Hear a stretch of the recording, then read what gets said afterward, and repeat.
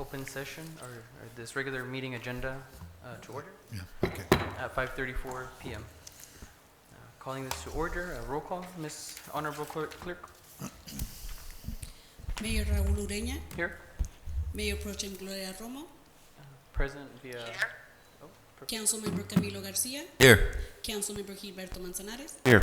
Councilmember Javier Moreno. Here. Okay. Seeing no public comments in queue, we will now adjourn to closed session. So we're going to close. Hello, muy buenas tardes. We're calling this open session of the Calexico regular meeting to order at 6:42 p.m. If we could have a roll call, please. Mayor Raúl Ureña, Here. Mayor Pro Tem Gloria Romo, Councilmember Camilo Garcia, Here. Councilmember Gilberto Manzanares, Here. Councilmember Javier Moreno. Here. That's a full quorum. If we could please rise for the Pledge of Allegiance.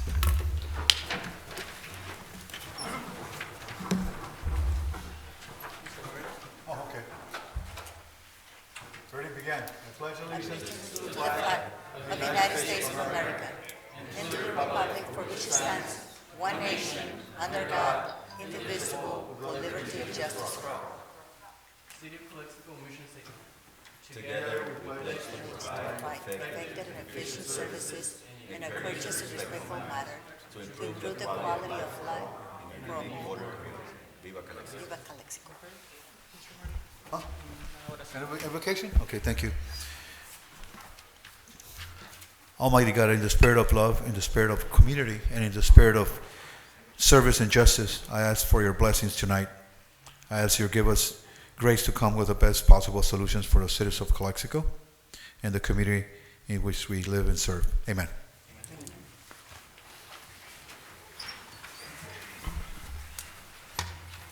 Okay, closed session announcements. Thank you, Mayor. City Councilman, in closed session when we have no reportable actions. Thank you.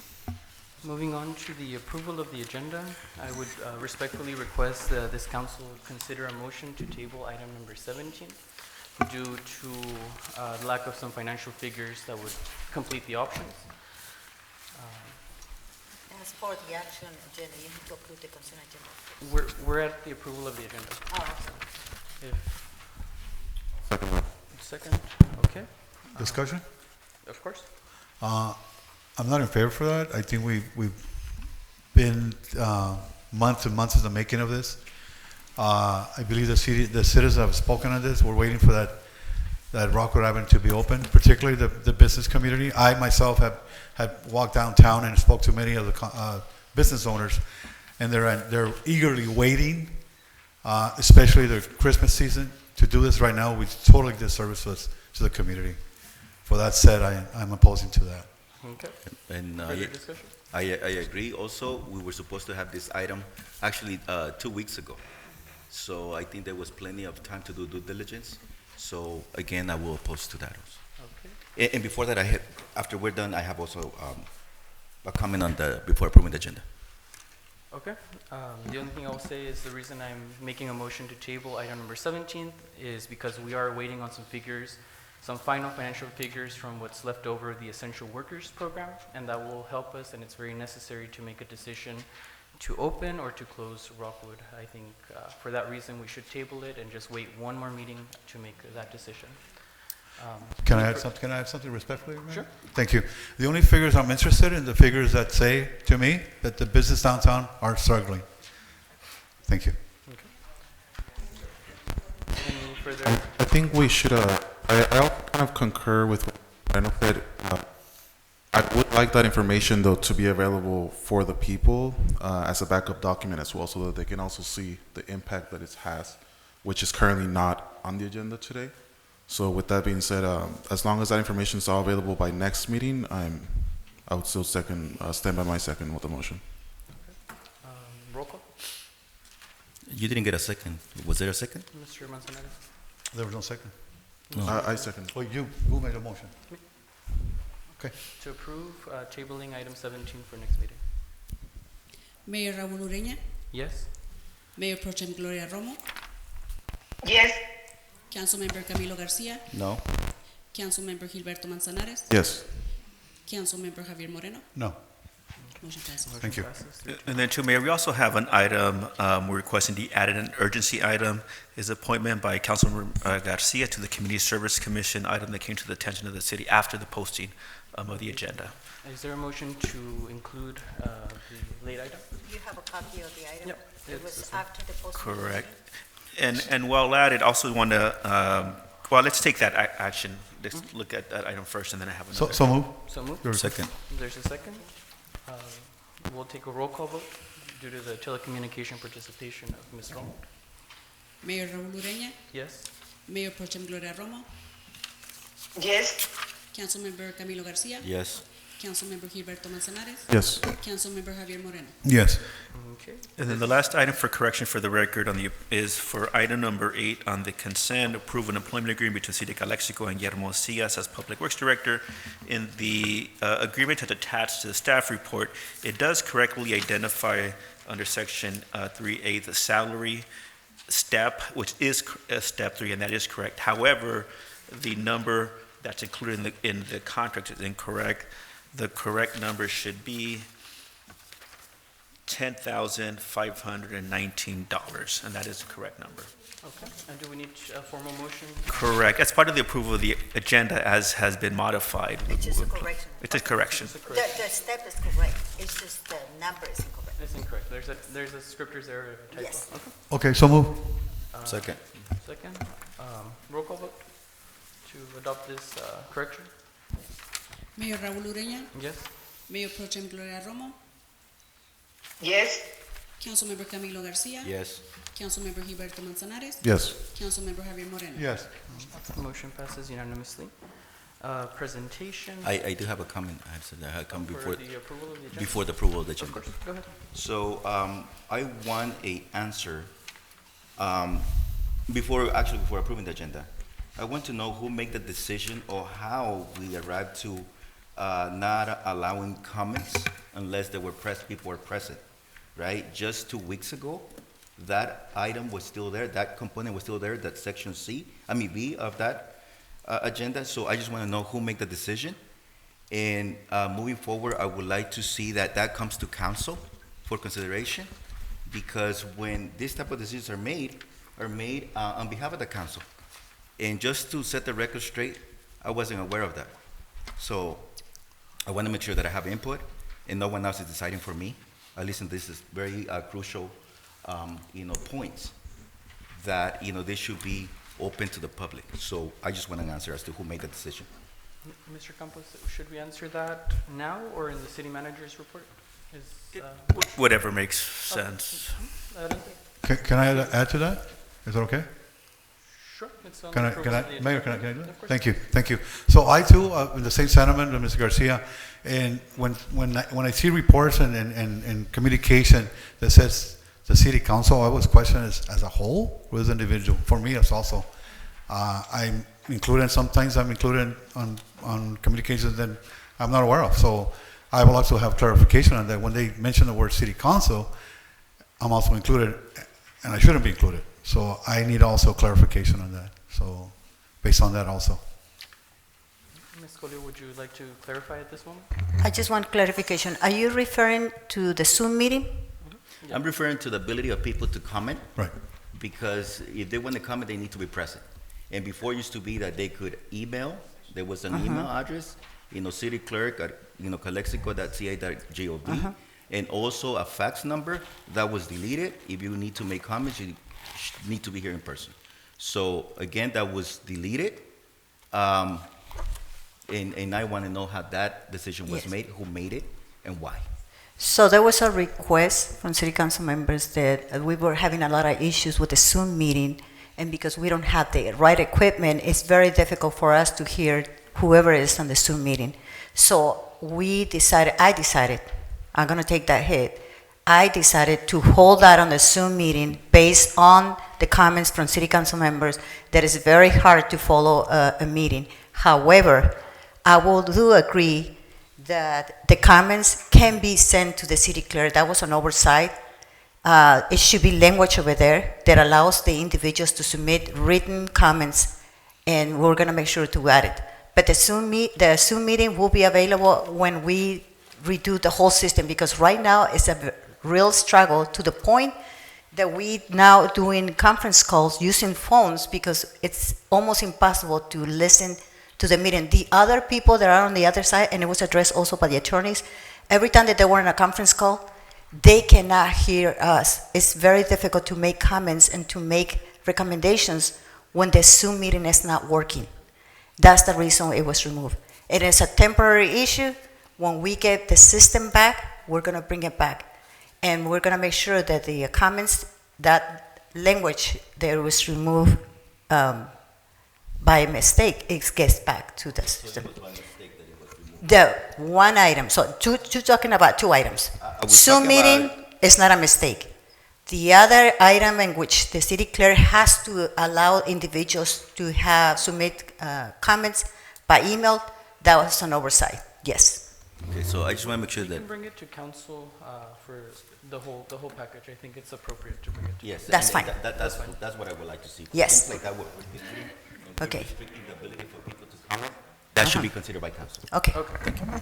So just for clarification, is it an equipment issue or is it a personal issue? I mean, because it seems to be that if we have ARPA funds, we should be able to get the technology to take care of all those issues, no? Yes, but as a reminder, you, as a city council, voted to remove part of that funding to other activities, and we don't have the total amount of the funding, so now we have to go and downsize the request for proposals to upgrade the system. Originally, we have more than $100,000. Now we don't have that amount.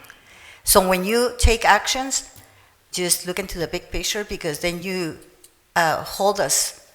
lower the amount that we have available to do improvements. And it has Okay. happened around across the board.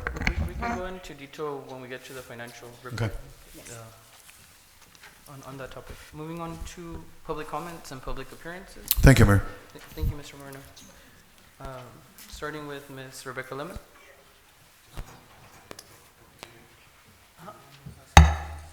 We didn't approve the agenda. See? Yes. No, Because we went into we discussion. went by items, but the whole we- agenda. There was a motion to approve tabling item number 17. Okay, that's fine. Hi.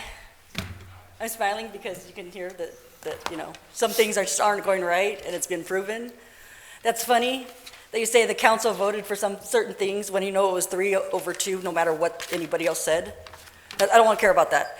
There's an email here I have from Daniela Flores to, let's see, no, from Raul Udina to Daniela Flores, speaking about ARPA funds. There's a part specifically in this email where he goes, "Don't tell anybody because it will be a violation of the Brown Act." He says this specifically, "Please do not forward or disclose this email to any members of the City Council to avoid a Brown Act violation. City Manager Colio will disclose these findings in a public setting as soon as assertions are audited." Does that kind of seem like some of you guys aren't getting told the whole story? There's also meetings, there's also proof, these are actual proof, where they say have meetings with Escobar. Daniela Flores, Ivy Equity, has meetings with Escobar every Thursday. And what she says is, "I don't like the interim city manager of Calexico, so I want Calexico out. When we get Colio in, we will resume meetings." She, in fact, has to ask permission for Raul Udina to attend these meetings with Escobar. Miguel Figueroa is included in some of these meetings. Why is Ivy Equity becoming ARPA money? Does any nonprofit get standing meetings with you, Raul? Every Friday, I want Dee's Rescue and two cute kittens rescue. They want meetings too. Can they have an hour at Starbucks too? Are you going to pay for it too? I don't know. They said for some reason the $200,000 for the fire department number 2 is gone. I don't know have they done, the fire people would know. Have they done $200,000 worth of work on that place? I don't think so. What I saw was depressing. I've never been so enraged. These men have, 27, I'm not in trouble. 27 fires in a month, 4 fires in one day, and these people survived it. And where are they going to do? Where did they get rid of all the nightmares when they see these bodies? When you pick up a body and the skin slips off, you de-escalate yourself in a setting that feels like home. The firehouse is their home. For all intents and purposes, they live there 24 hours a day. They need to have a home setting. Do you want to come home to my house when I have 87 different animals in boxes just screaming their heads off during breeding season and nobody wants their animals? Hell no. You do not want to do that. You want to just stay away from me because I'll be stressed the heck out until those babies are growing up and they can deal on their own. But imagine the nightmares going over. You're sitting in a trailer. There's no TV. My husband and I, if we were left alone in a trailer, cannibalism much? Yeah, that could happen. We would not last more than a week together with nothing else to do. I don't care what you guys do. You guys have lied. $200,000 was not invested in 2 trailers that were free from the state. I don't know. I appreciate the firefighters. Some of the police department I have a problem with, but that's okay. I still respect them, and I don't. That's a personal issue. But you guys are our first heroes. You guys are the ones, oxygen masks much on airplanes. You take care of the ones who are going to save your butts when the emergencies and all this crap hits the fan. You need these people. Ms. Lemon, I'm crippled. I get 4.5 minutes. Excuse, is that a request for disability, extra time? I'm a cripple. Yeah, I don't understand the language. I'm a cripple, so I get 4.5 minutes. 4.5 minutes. Yep. A minute and a half. Okay. Adelante. I love being a cripple. So anyways, I get it. I wouldn't want to work on the border either. We have Hamas coming across the border. Hamas, the ones that just beheaded a bunch of children. These people are going to stop them when they come and burn, they cross the border and they come attack us. They're not like us. So I would hope that everybody would come together and the fire people would say what they need from the citizens. We don't care about some of these council members. So you understand, we will do what we can do under the table. However you want it done, just tell us.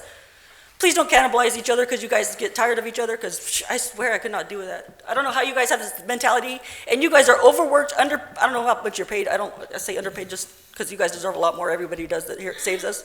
Because I call you guys. I call police, I call fire. Because I don't want to, I'm not a hero. I'll take on a bear, but sometimes I'm not going to take on a fire.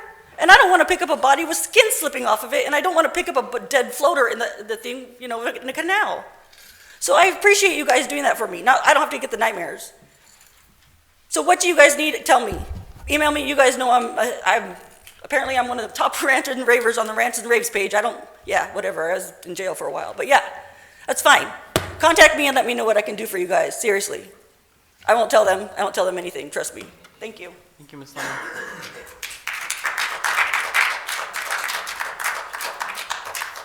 Mr. Armendariz?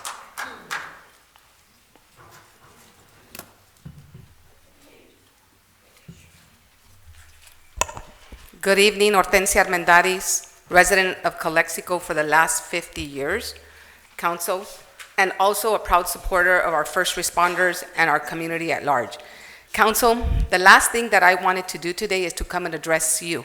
And the reason that I did not want to come and address you, because the topic that I'm going to talk about, I didn't want to make it political. But I don't have another option. I did submit something in writing, a formal request to our city manager on October 2nd, and I did not receive a response.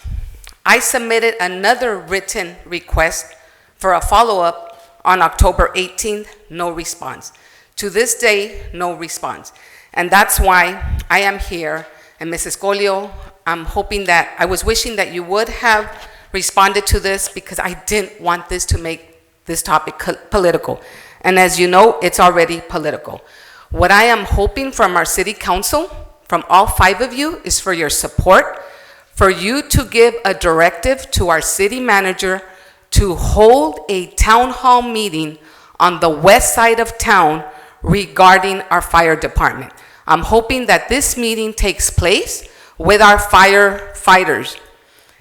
And I had even offered, and I'm still willing to offer, find a venue to have this meeting. And the reason that I want this meeting, or we want, it's not only me, it's we want this meeting, is to get the truth out there. What are the facts and what are people just making up, right? The questions that we would like answered. Number 1, why was the fire department closed? A lot of us know these answers, but only a few of us know these answers. Number 2, why has the fire department been closed for 15 months? Number 3, what is the plan? Is it to demolish? Is it to relocate, remodel, repair, patch up? Tell us, what is the plan? What funds are out there? What funds do we have for that fire department? What funding sources are available? And has an RFP already been requested? After our city manager and our firefighters answer that question, the next thing that needs to be addressed is those travel trailers. Our firefighters have not committed a crime to be punished and be confined to solitary confinement. You well know that these trailers were first intended for isolation, not isolation or to isolate our firefighters. You know that these trailers were intended for our homeless, for emergency shelters.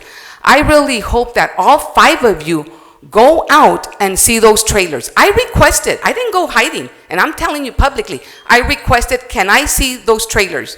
Go and see them. I went yesterday. You know what? No drinking water. You know what I saw? It's a really nice trailer for camping.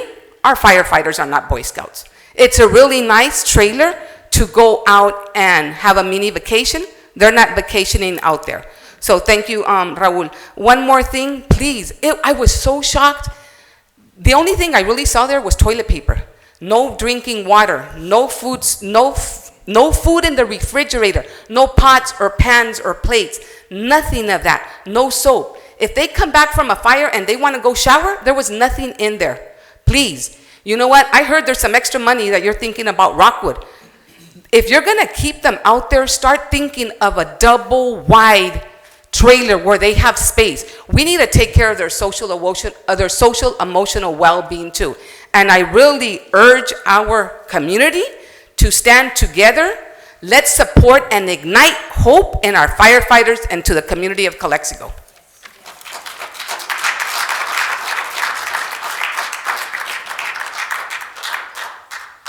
Mr. José Luis Contreras, adelante.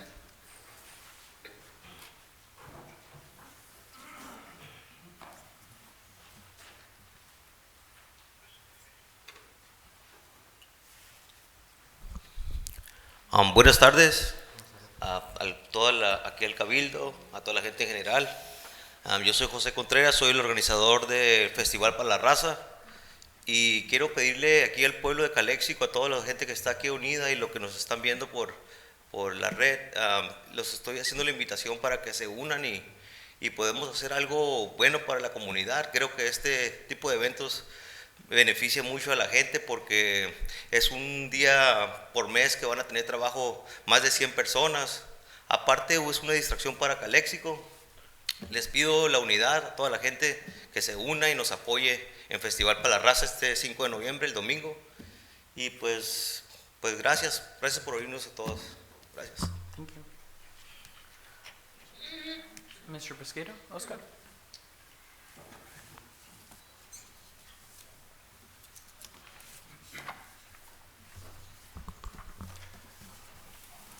Hello, good evening, everyone, council, mayor, city manager, and the people in attendance.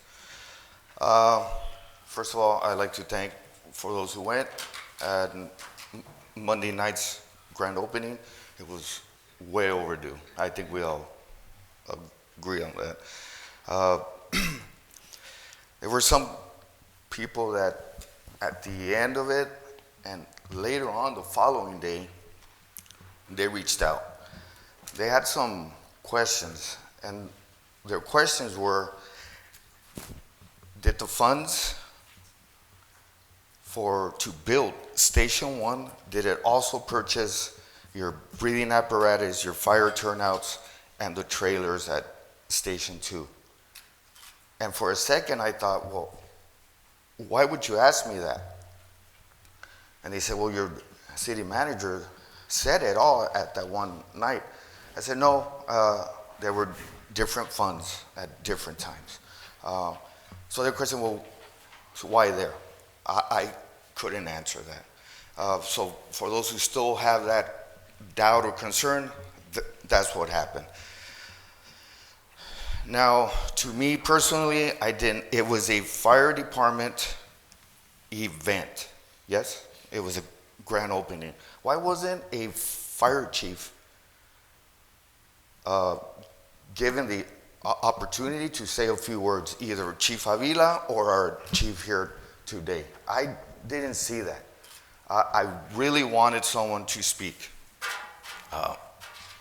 That was a little disappointing. Uh,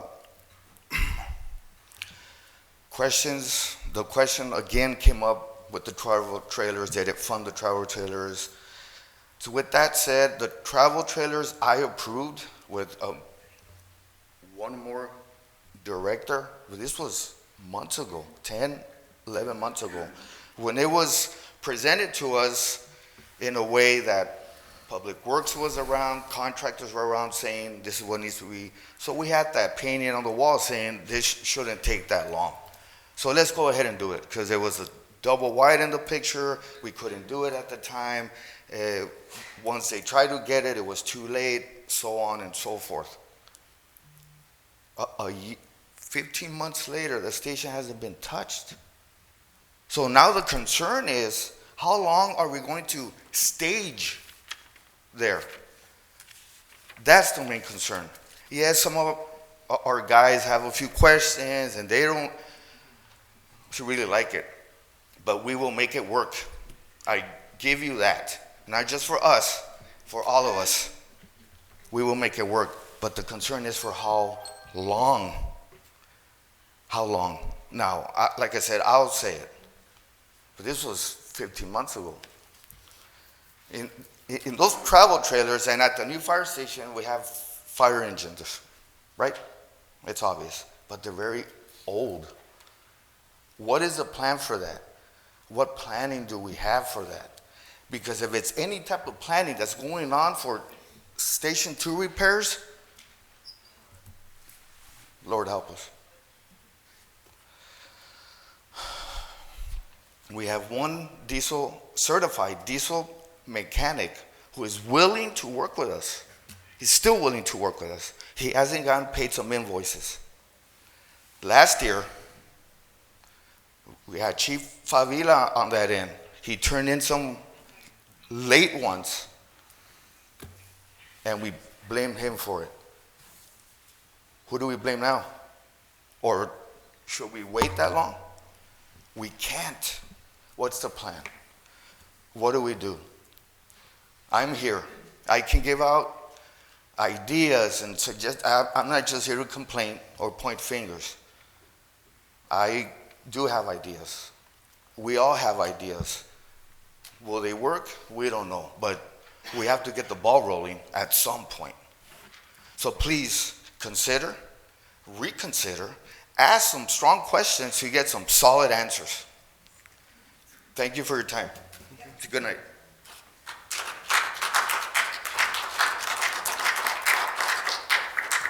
Ms. Folio, just to confirm, part of your city manager's report will touch on fire tonight? Yes. Yes, okay. Ms. Peggy Matus?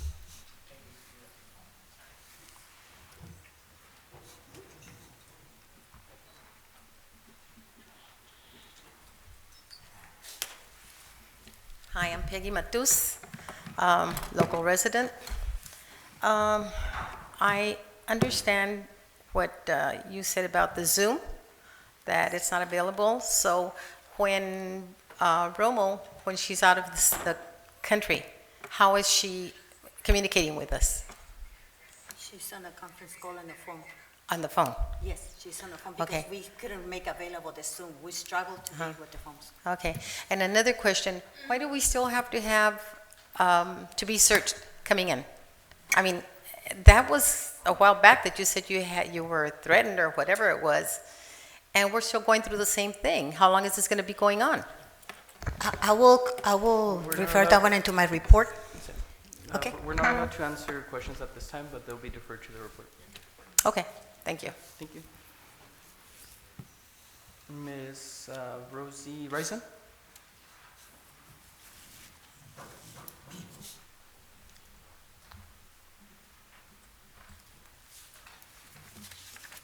Okay, Rosie Fernandez Rison, 1119 Camila Street, Calexico. The reason I'm here is that, as you know, we're in the recall committee, and as I understand, city staff is being threatened and not to sign the recall. I'm here to say that anybody that signs the recall papers is confidentiality. Nobody's going to know if you sign it.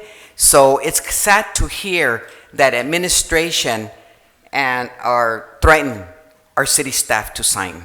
Again, the recall is going to go through, so I'm here, of course, to support it. And again, yeah, it's kind of funny that you don't want anybody to write in comments, fax any comments, or zoom in. But Roma is on the other side of the world, supposedly, and she's on Zoom, isn't she? No. Oh, She's well, on whatever. Zoom. But regardless, you guys always cater to everybody else besides the public. Okay, thank you. That's all I have to say. Thank you, Ms. Reyes. Ms. Alarcón, María. Señora Alarcón, María. Going twice for María Alarcón. No. Library Board of Trustees. Okay. Mr. Pami, Sal.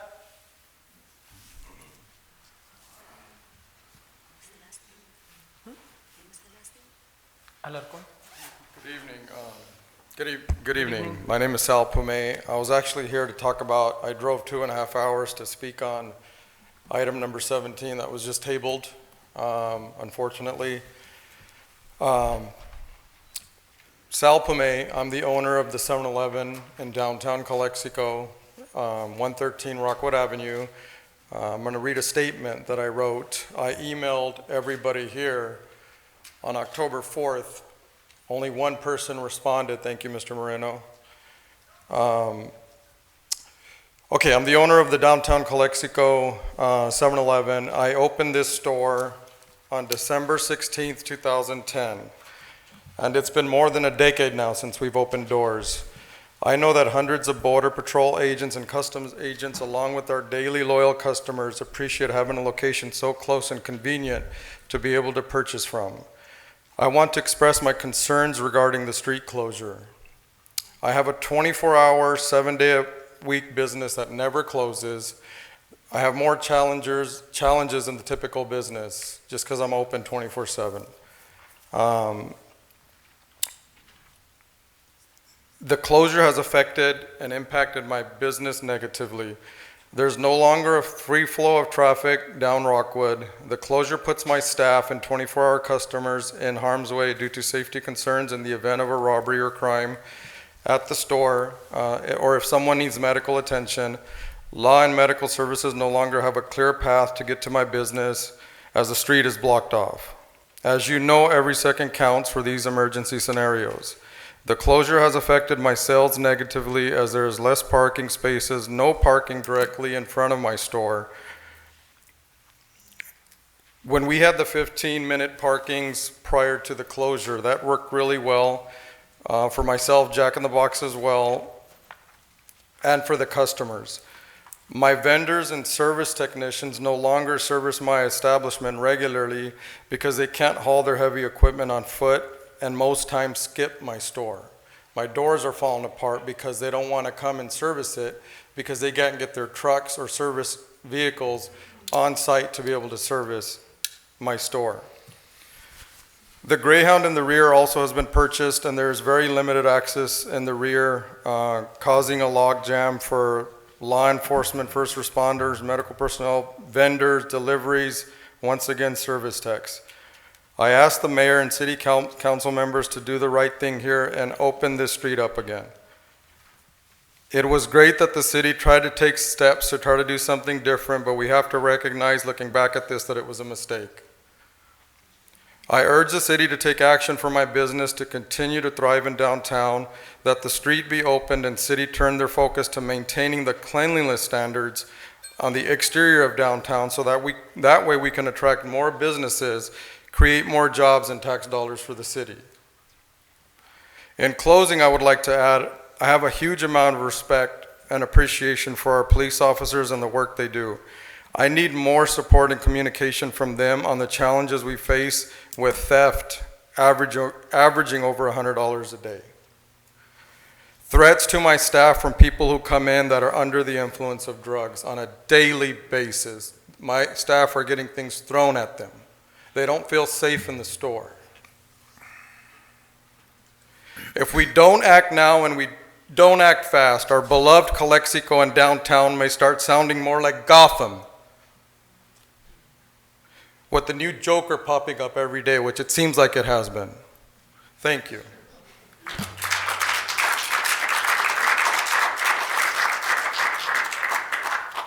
Ms. Ureña from the Community Services Commission. Adelante. Good evening, Mayor and members of the council and city manager. Just wanted to let you know, and I'll do an update on our commission meeting that we have on the 8th.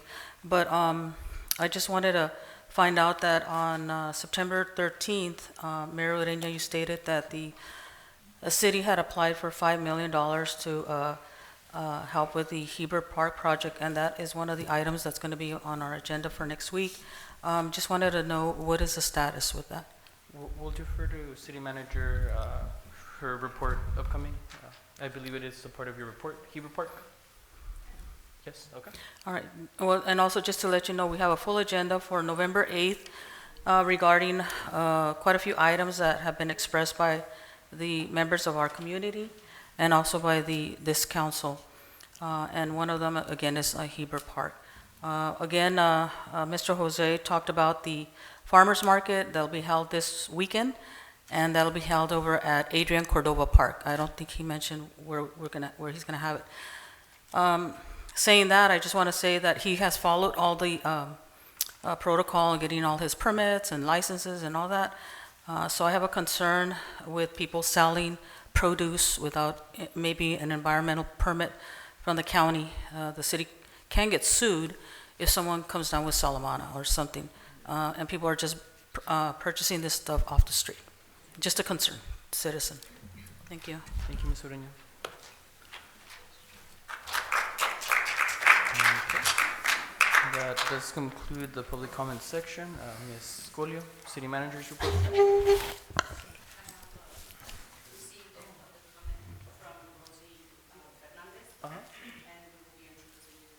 To the record, okay. Thank you. Okay, thank you. Good afternoon. Wait, one second. I think there was one that was missed. Go ahead. Adelante. Just state your name for the record. Hi, my name is Christopher Velasco. I'm back in Calexico after being away in the Bay Area for about a year. So I was the one who successfully worked with the Calexico Arts Council to get the funding for the public art, and worked deeply with staff to, at the beginning, get it up and running. So my time ended right as the implementation was starting. I understand it is an inconvenience and can cause, or the perception is that it's causing a lot of declines in sales. And I understand. Small business is really important. I'm a small business owner myself, so I get it. You do it month by month. But I would just say have an open heart and open ears to the idea that it can be changed for the better. We were one of a few cities in the entire country that were selected. And Bloomberg Philanthropies does not easily give out money, even though it was a small amount.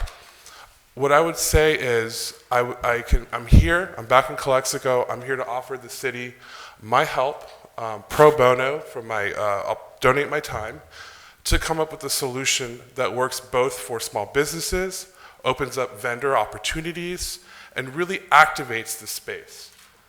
I mean, I could sit here and point fingers, but someone once told me when you point a finger at somebody, 3 are pointing right back at you, right? So were there mistakes made? Yes. Was it done correctly? No. But you have to remember the city is working on so limited staff. Like, it is really understaffed. But I'm here, and I'm here to offer my assistance to the city in any which way I can to make sure that it turns into a viable space, a space that has commerce, activity. There's a lot of things I learned when I was up in the Bay Area. They're suffering from the same thing that's happening in Calexico. I can tell you, I saw smash and grabs during the daytime, in San Francisco, right?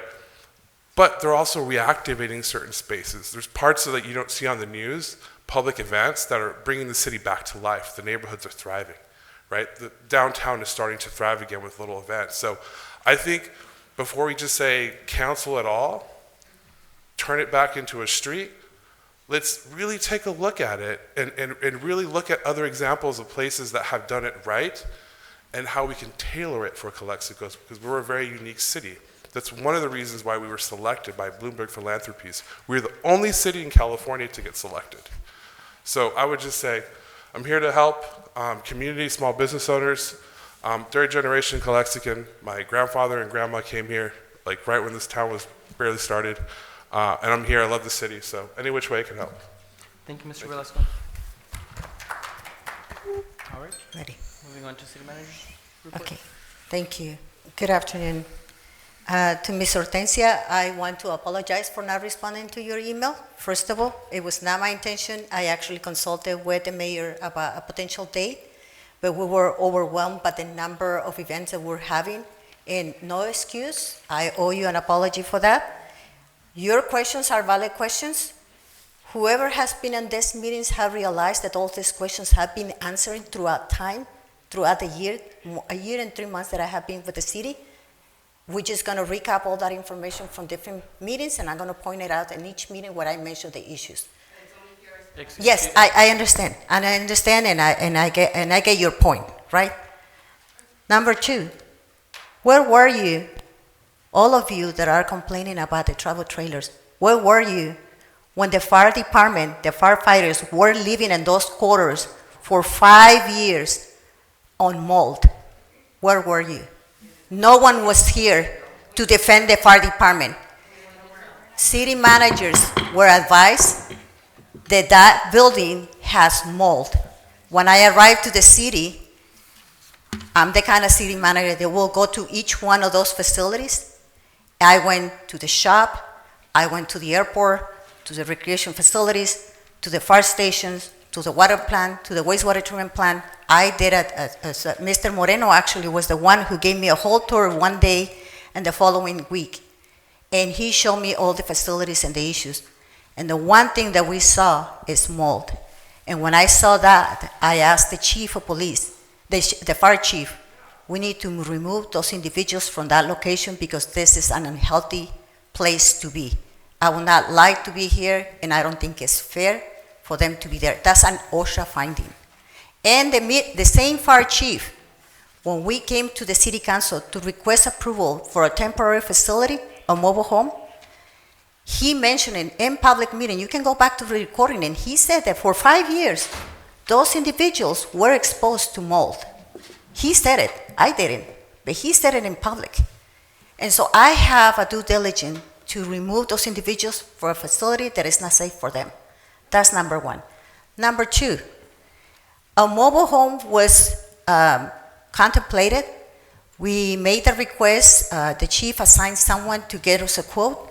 By the time, I can think there was a gap between the person that was assisting the chief with the quotes, and the chief gave me the submittal. I posted for the next meeting and a special agenda for us to get it approved, a temporary facility. At that time, there were different city council members on board, and it was approved. When we went back to the next day, the mobile home was not available anymore. We looked for other mobile homes, which is different than a travel trailer, and the amount of getting a mobile home was somewhere in the $150,000. So we thought, why are we going to invest this much money in a temporary, in a rental mobile unit? Later on, and here's Mr. Pesqueira of the association reached out to me the next month, and they voiced their concern. Ms. Colio, we want to be in that location. What can we do? A, we explore other options. Here are all the emails, the chain of emails. We tried to get a mobile home. It's not available. It's going to take 1 year for us to get a mobile home for the amount of $150,000. We are a luck. We can't find a mobile home available. Remember, we were getting out of COVID, and it's very hard to find equipment. It was their suggestion, and I'm here in front of you telling you that your association asked me, can we use the travel trailers that you have located on the water plant? Can we use them? And I said, let me find out with the council members if they're in agreement. And you were the one that made the suggestion. And I said, okay, are you willing to go over there? I don't want to put you in a position that that I want to force you to go into those facilities. So I said, okay, let me go and talk to the city council. City council approved it. The travel trailers that you see, originally, when I was in the county, working in the county, we requested those travel trailers to the California Office of Emergency Services. Those travel trailers were used in the city of San Jose to separate the homeless from each other because to slow the COVID, right? To slow COVID, the contamination. But one thing that they found out is that when the homeless were there, they were burning out the travel trailers because they were burning drugs or whatever they were doing. So what Cal OES did, they went and cut all the lines. No stove, no refrigerator, nothing. Basically a shell. So when we get those trailers donated, the trailers were not useful. So what we did, it took us months. We sent it to the RV Park, El Centro RV Park facility, and they told us it's going to take us a few months to get, because it's depending on the model, they all get the hoses and the equipment, and so they started restoring it. I asked, and Mr. Pesqueira went with me to pick up the travel trailers, the best ones that we couldn't get from the facility over there. There was about 3 firefighters that went together, and we selected the best ones for them. And I said, those are going to be temporary while we're getting the funding. We reached out to the state for additional funding because when we did the first inspection with 3 companies for mold mitigation, they told us that the issue with that building is the roof. Meaning, if you do the abatement for the mold right now and it rains tomorrow, you're going to have to do mold remediation again. What we advise you to do is don't do the mold mitigation until you get additional funding to replace that roof. So we went to the state to recover COVID money that was sitting over there that the city couldn't use because the city never complied with the 2014 CDBG monitoring pending. So we went to the state, and I have you can do public records information, and I can show you all the emails back and forth with the state until they finally approved us the $611,000. It took 4 or 5 months for them to send us the approved contract. We got the contract in September 7, I think, and that's when we said, okay, now we have the money, $500,000 from the Redevelopment Agency and $611,000 more. So we're going to use $1.1 million to repair that facility. And at that time, the travel trailers were ready to move. Now, the plan is not to have those travel trailers as a living quarters. It's only a staging facility that is going to be there to provide services from 9 to 6 o'clock in the afternoon. Only in the peak hours, because as you know, we have 2 variances for our traffic and accessibility from east side to west side. The railroad trucks is a big issue. If a railroad truck is stuck, which sometimes it happens 20, 30 minutes, there's no accessibility on the other side. Number 2 is the long line that we have crossing the border every day. So it is important, and Mr. Pesqueira, along with the rest of the association, they were very concerned. I said, we want to be there on the other side. Give us something that we can live there. And that's what we did it.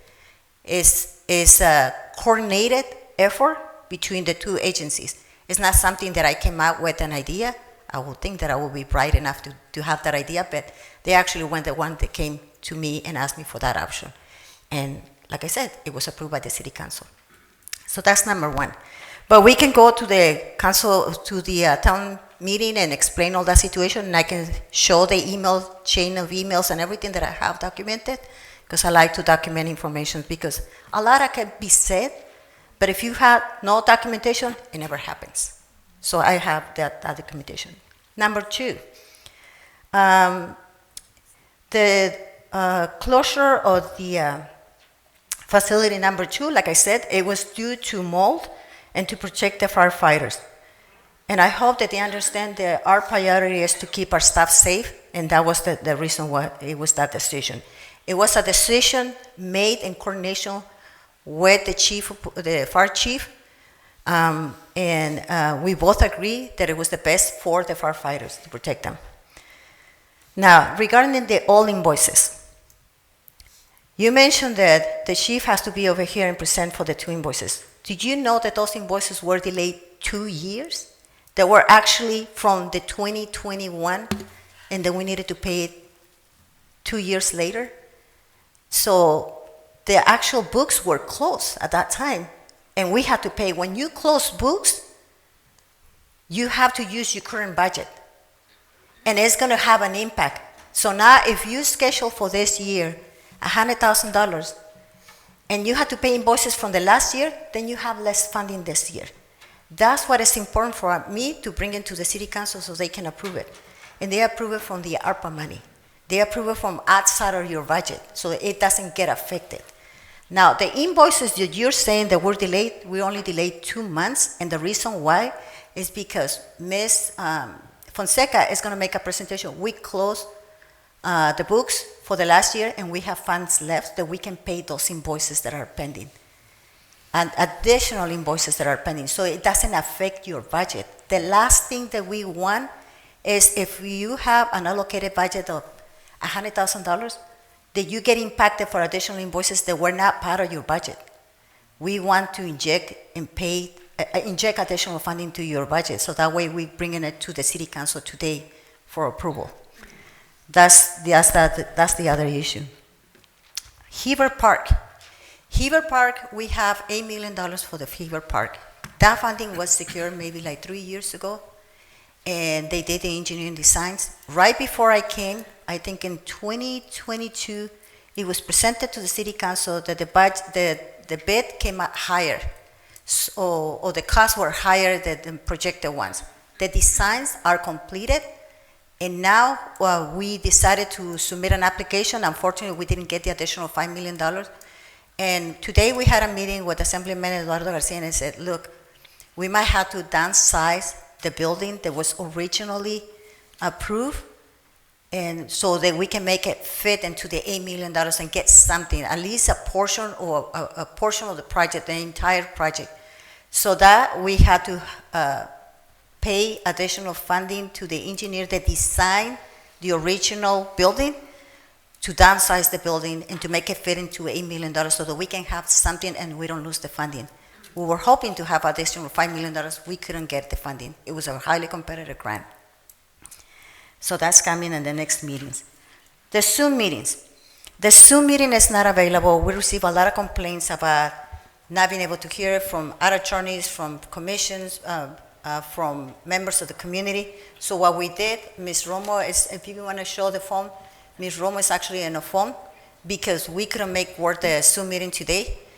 One thing that happens for the agenda, and we have a new city clerk, and I'm not going to take it on her because she's new and she's learning, but when she asked me to remove the Zoom meeting, by mistake, she also removed, they can submit comments in writing. You can still submit comments in writing. That was an oversight that we were going to fix.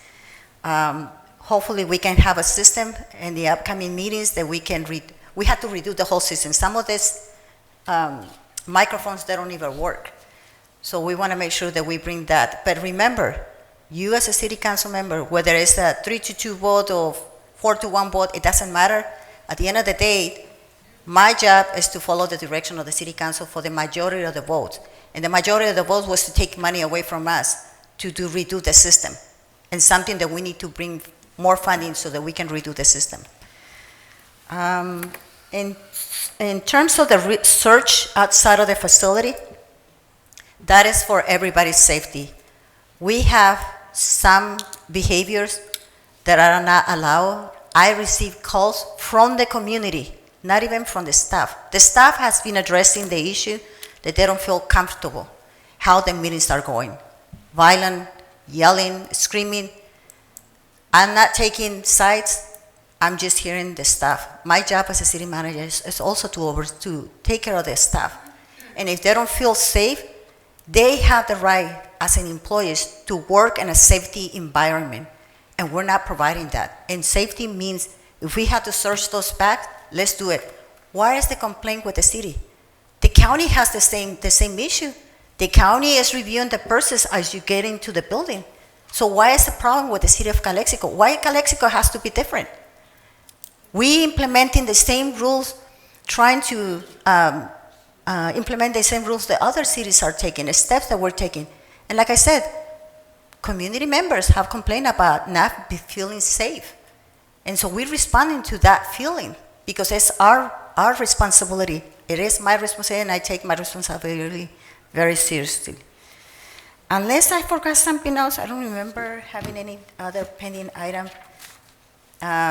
We're gonna get the funding that was used for the facility. It was mentioned during the meeting that it was a combination of Measure H, ARPA, and redevelopment funds. Actually, the redevelopment funds that we pulled was $2 million from one of the bridges. The bridge that is on the, next to the outlet center, that bridge is now lacking $2 million because it was important for us to complete that project, that it was mismanaged.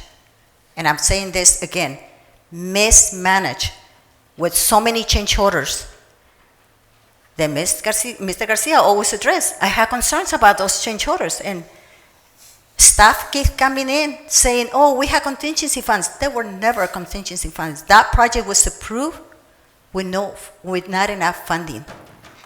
And I feel embarrassed to tell you this, but the money has to come from somewhere. And so we had to pull the money from another project to make it work, and so that we can open that facility.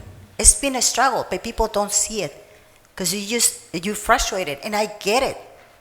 But trust me, I don't have an assistant. I don't have an analyst.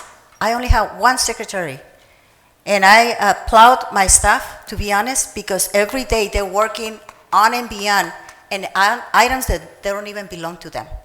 I have the librarian and the recreation facility assisting us to review all the applications for the essential workers. It's not part of their job, but they're doing it.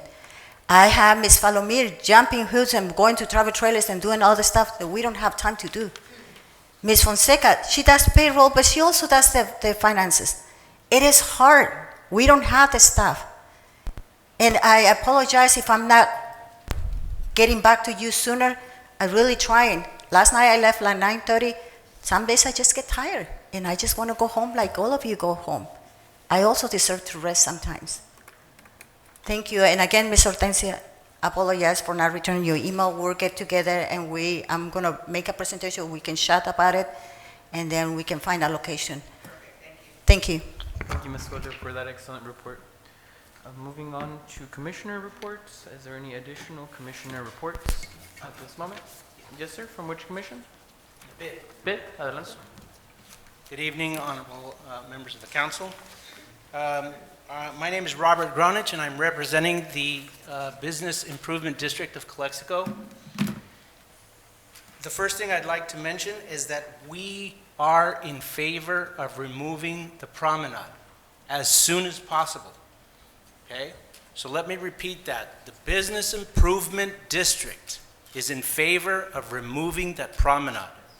It was a great concept. It was a great idea.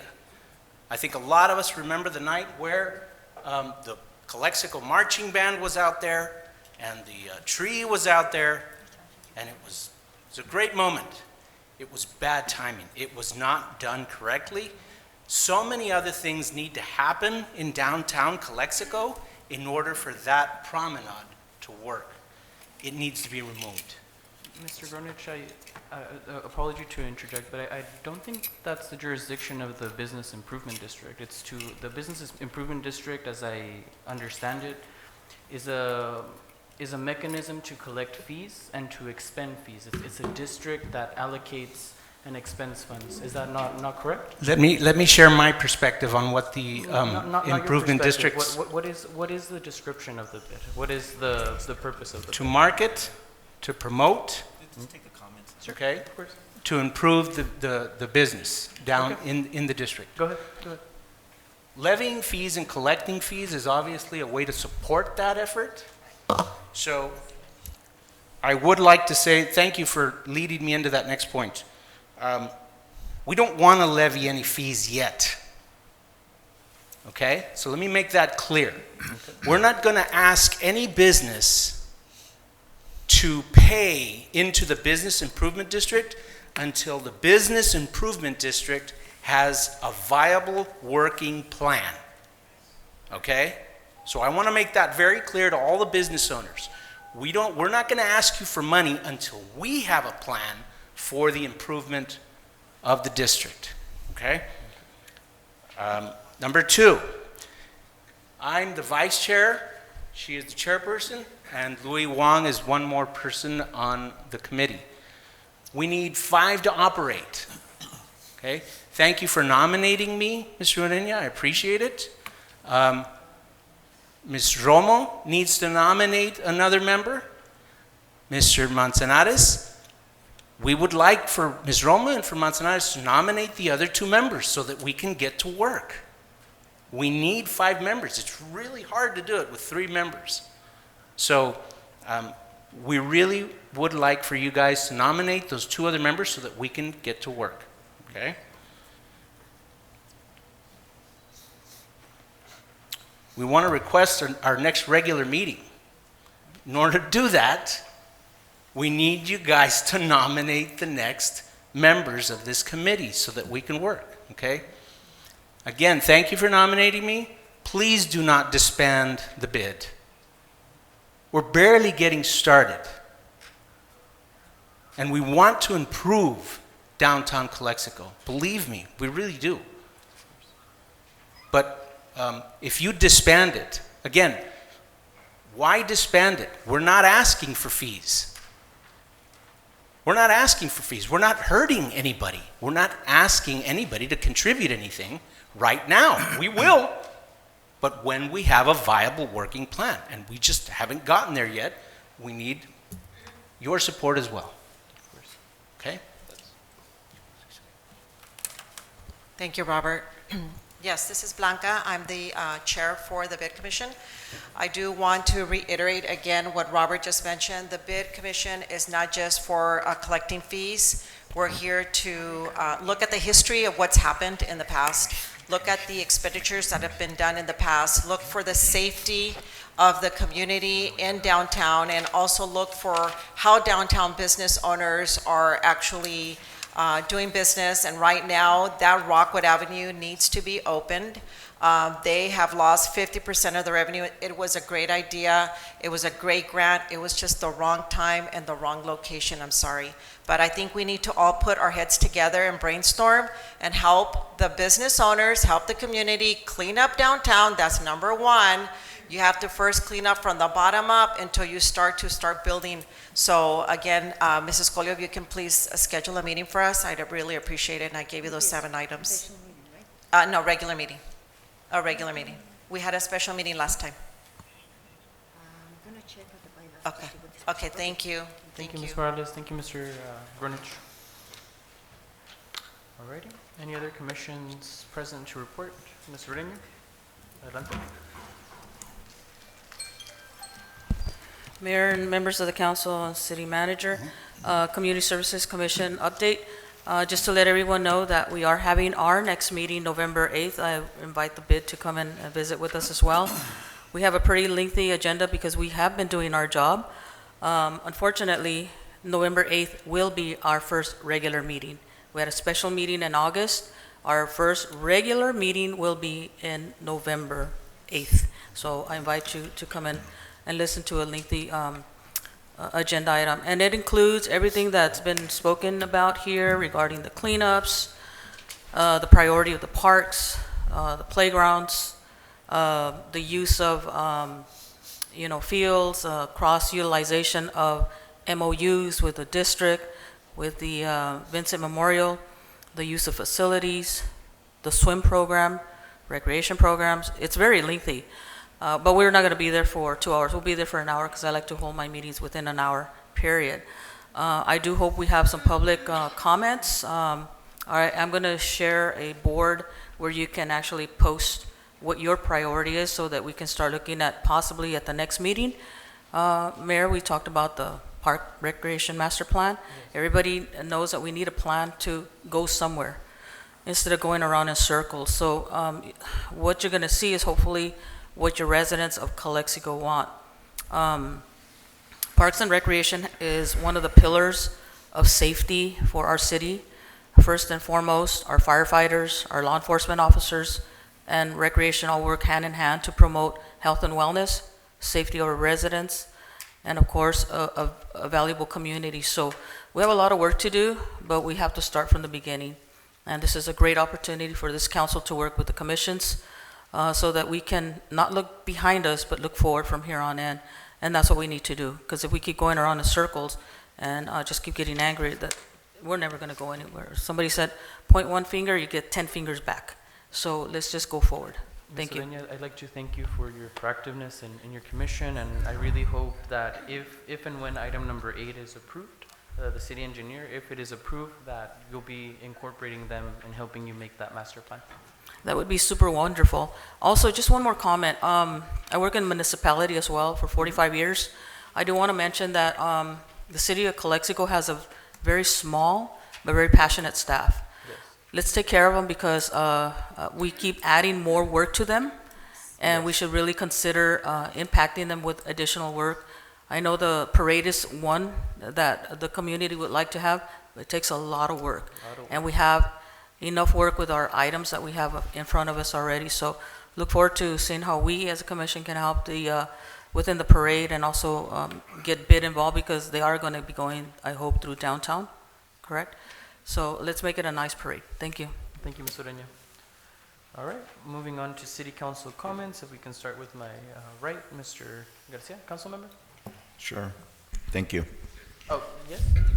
I submitted a paper to go up and speak. For item number 17? No, I said in general, and then What is your name? Is that already? Loli Mercado Torres. I have, okay, I do see that you do have both on here. All right, we'll take your comment at this time before we begin city council comments.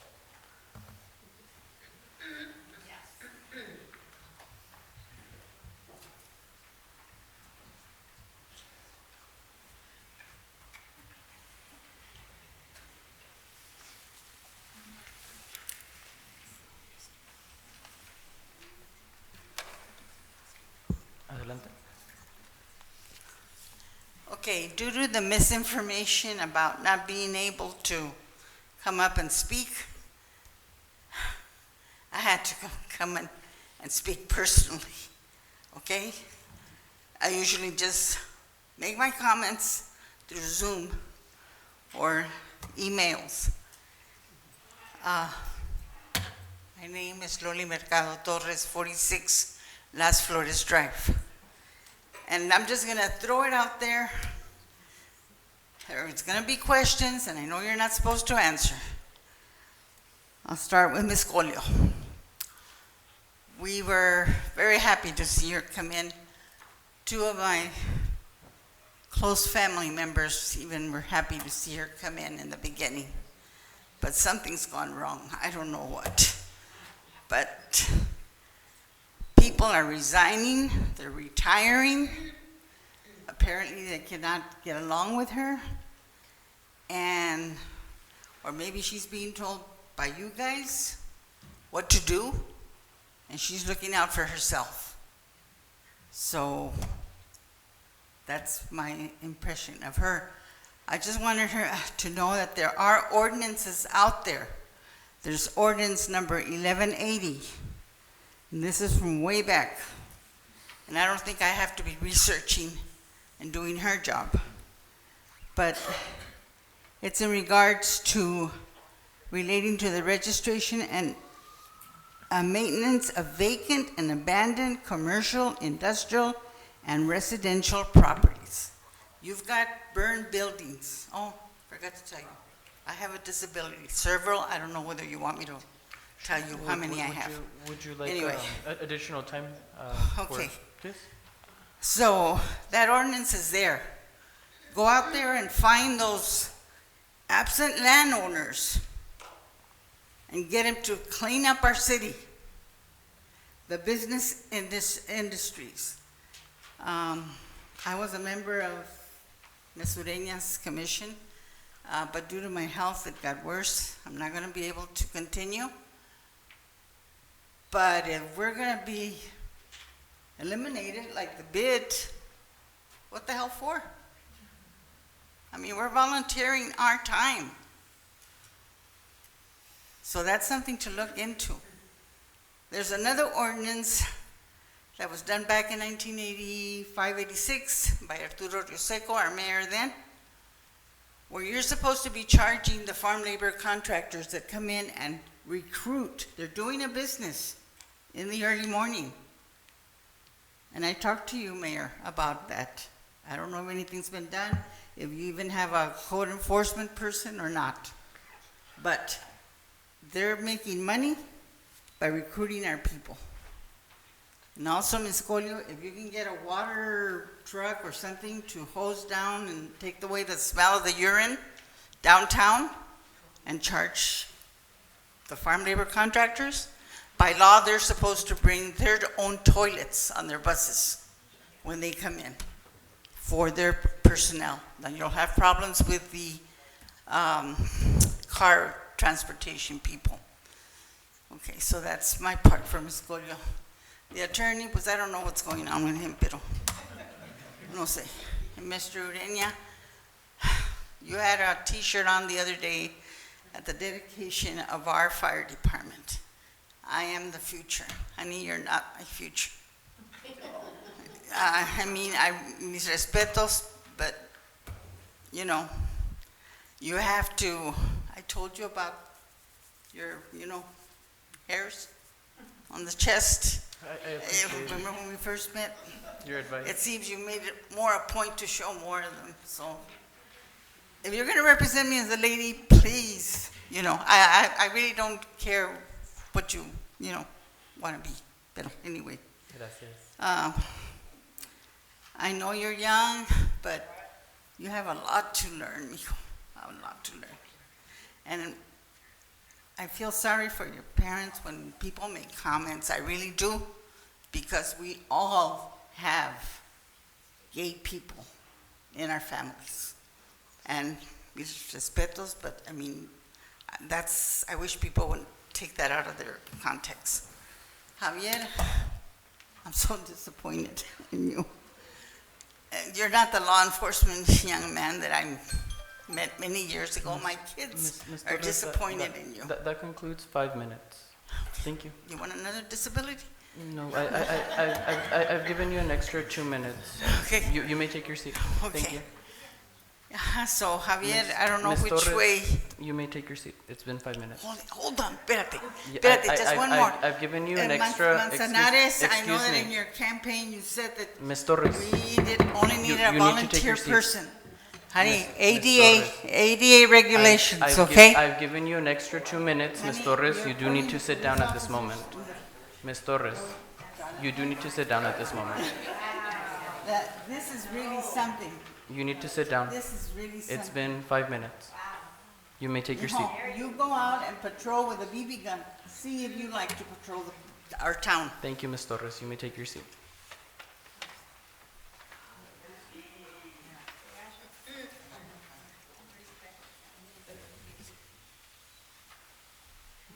Thank you, officer.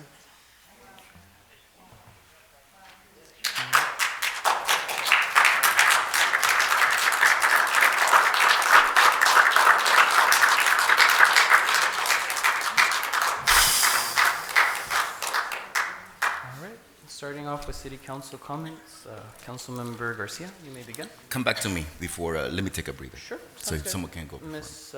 Manzanares on this side. Just to report that I attended a crisis, a meeting about the crisis on opioids, how it affects rural communities like ours. I know that there was recently a presentation for AB 617, which is a committee that I form part of, that basically awarded $9.9 million that we voted on recently for community air protection programs. Some of these millions are going towards Calexico. It's going to benefit the Calexico Unified School District. We're going to start electrifying the Calexico Unified School District fleet. I attended fire station number 1, which the ceremony, which I also just want to comment really quick on that and thank Measure H Committee and the members of 2013 who met and set aside money in order to make this possible today. Took a decade and 2 years of delays and $2 million over the price tag, but it's finally here. We're all glad to see that. I did attend the Lithium Valley community meeting, which was hosted by the Imperial Valley Equity and Justice Coalition in El Centro. They're currently going around Imperial Valley educating the community about lithium, which is a mineral, basically the next big thing here in the valley, just as the solar panels were. These meetings are important for people to attend so that we're all informed and we don't get another solar panel fiasco like what happened in the last decade.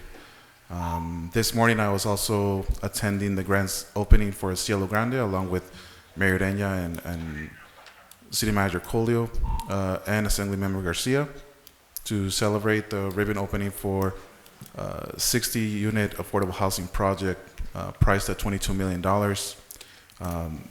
I checked them out myself. These affordable housing projects are really well done, and what I love about them is that they have their own, just like the Remington one, they have their very own community service, community centers, which provide book readings, tech classes for adults. She's getting. No, she's not. Oh, no worries. Let's see. Okay, sure. We'll take a 5-minute recess. Yes, please.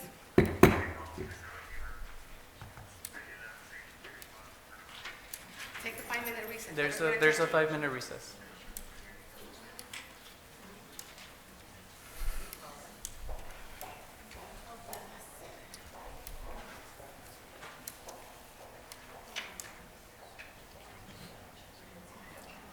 Paramedics are taking care of it.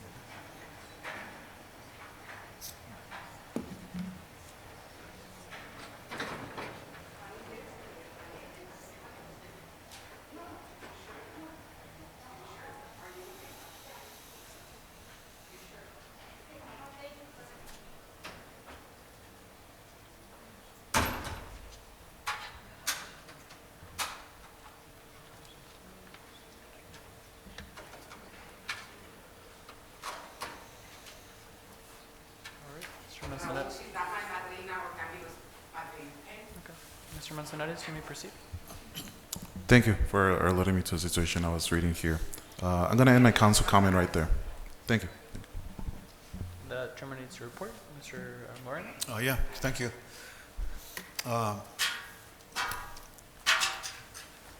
So I had an opportunity to go to visit, make a visit at the Station 2, which the fire department.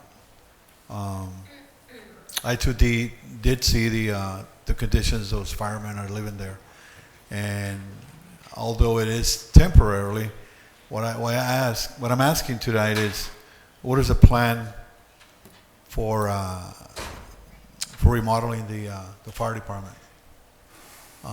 Ms. Colio, I know you've been working on that. I know there was I think a search survey by an engineer or something, right? And we had talked about that there's going to be a plan of action so we can get that building repaired, right? I know it was that. I'm just kind of reiterating what we talked about last time. Yeah, just for a point of reference, what I'm going to say is that yes, those firemen are living there in bad conditions. I don't think the tribal trailers for right now, I think they'll serve a purpose, but a short term, a long term, we need to get a trailer. We had approved it initially. And I know Ms. Colio said that we had some issues with purchasing or renting that. But I think if we can get that modular trailer in there, they would have better working conditions. And I'm not sure how much the staff, how many I don't know, the fire chief is here? No, he left. So what is the manpower there at this point? Because I know they're borrowing, when they have a call, they're borrowing, they're supposed to be staffed by 3 over there, right? Three fire. Usually it's 3 people. It's the captain and 2, and the engineer and the 1 for fighter. And so when they respond to a call, then they have to pull on the resources from this fire station. So it's a convoluted of a bunch of things there, but I'm more concerned of the living conditions for the fire personnel there. While we have a plan to fix the fire department there. And I think the report was from the engineer that half of that is viable, but not the other half. I think there was, right, in terms of. Yes, that is correct. So what's going to happen there, and I allude to this, is that when you go to the doctor says, well, I don't know what's going to happen until I open you up, right? You open you up, it's different. And so they do what they got to do, and the doctor tells you, well, yeah, it was good when we saw it in the x-rays, but once I open you up, we had to do some more damage. So we only know that right now based on what we see up, but we're not gonna for sure until we actually start digging. And then what happens, we start digging and we find out the problem is even worse. So those are the things that I'm worried about. And in the meantime, our fire department still got to live in those trailers. I think they don't deserve that. I think we can do better. That's my report on that. The other thing is the Promadon. I know we tabled that, and I'm going to touch a little bit on it, not to go too many details because we're going to talk about it next time, but we spent so much time on that, and I know it was a noble idea. What I suggested at the beginning, and I've been really strong advocate about it, is that if we listen to the people the merchants downtown, is they want the streets to be open, especially in the holiday season. But here's the other thing also, is that we're not looking, at least I'm thinking, the port of entry still has to be constructed, the pedestrian. They're not even done with the vehicle pedestrian. To do all this promenade, to do all this investment, when the federal government can actually come in later on and say, you know what, we're gonna use 20 feet. We're gonna use 2 blocks from where you're at. There's nothing we can do. So we're doing all this, throwing all this money, all these ideas and back and forth, and they're still not done with that. The federal government, the Department of Homeland Security has a sole responsibility to defend their homeland, which is the border. And they're right next to it. And all the construction that's going to be going on in a couple of years is going to hinder whatever we do right now. Whatever we invest right now, it's going to hinder. Because there's going to be a lot of construction going on. And that also, by the way, that also goes over to the park. And I've always said last time that why invested in that park right now when they're still done with the construction. There's a lot of construction going on. So a lot of dynamics are going on that we don't know. So we're going to invest all that, we're going to put all that, and then we don't even know the future is. And that's about 3 or 4 years. I spoke to the people down at the port of entry, and they're not going to be done in about 3 or 4 years. And that's on a good day. So my concern is still that we're investing on things that we don't even know. So I asked my council members here is to really think about how we're voting for things. What is a priority? Is a priority is to take care of a park right now? We don't even know what's going to happen. It was a priority to open downtown, right? That's a priority. I'm not saying parks are not important, but the priority, what's the priority right now? And so the Promenade should be put on hold. So that's my take, and I hope that people listen to me. Thank you. Thank you, Mr. Moreno. Ms. Romo, do you have any reports? Yes, thank you. Thank you, Mayor. I would like to remind the citizens of Calexico that on Sunday, November 5, at the Adrian Cordova Park, the Festival para la Raza will be held. Please attend it. And thank you very much, Ms. Colio, for your report, which was very, very clear. And my respect to you. I also congratulate the finance staff on the financial report too. Thank you very much. That's it, Mayor. Thank you, Ms. Romo. Mr. Garcia, adelante. Thank you. It was said something is broken and it stinks. We said that we want to be safe. We need to protect ourselves from a senior citizen. I mean, that's what we need to do. We're coming down to that. We said that we need to be proud, we need to be respectful. We lost that. We lost our basic principles. When you come here to be chastised, that's disrespectful. That's not something that you deserve. We're always asking you for participation, for you to attend. And for you to come and be here to be chastised, to hear a rebuttal, that's just sad. That's beyond sad. It really pains me. It really pains me to see this nonsense. We need to make a change.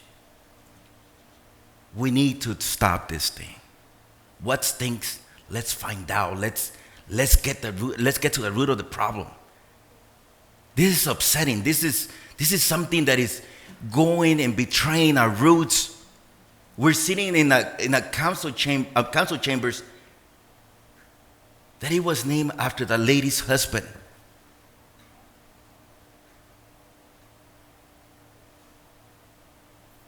And not giving her the respect at least to speak her mind. What is the world coming to? What is Calexico coming to? It's a shame. I'm ashamed. And my apologies.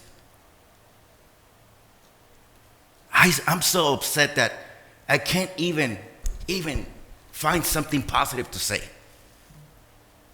God bless it. You know, how low have we gotten?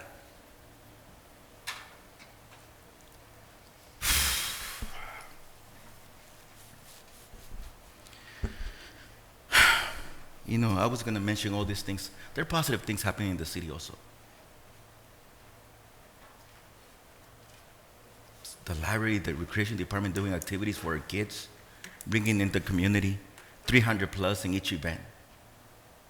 That's nice to see. That's the rate of hope. But that is happening outside. Here you come to be chastised.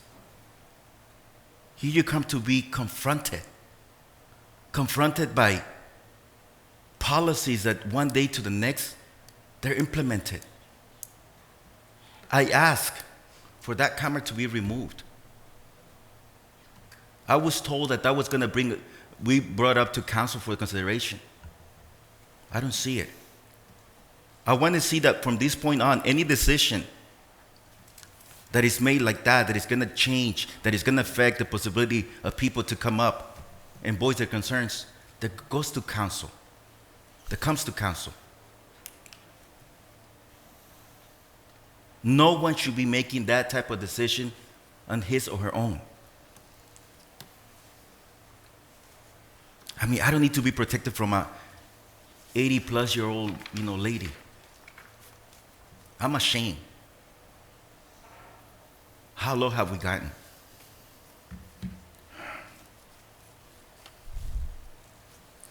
Then also, I just want to clear the record also. No disrespect, Chief Orozco. You do a wonderful job, PD does a wonderful job, and so everyone here that works for the city. But when we make statements that council is vetting decisions, such as the appointment of Police Commissioner Rodriguez, quoting verbatim from the Calexico Chronicle, the city council reviewed it. Obviously, they talked to their lawyers, and he met the minimal requirements to be nominated. They didn't talk to me. I didn't review with the attorney. So don't put it on me. That decision was not consulted with me. I just want to make the record clear and straight. And again, my apologies. My apologies for treating you in such a way that is less than respectful and professional. We need to do something. And I say we as a community, because if not, I don't care what's the plan that we have for parks or for economic development. It's not going to work. We're going to fail. So let's start by respecting each other. My apologies to Ms. Torres, her family, her late husband. It was uncalled for. Thank you. Thank you, Council Member.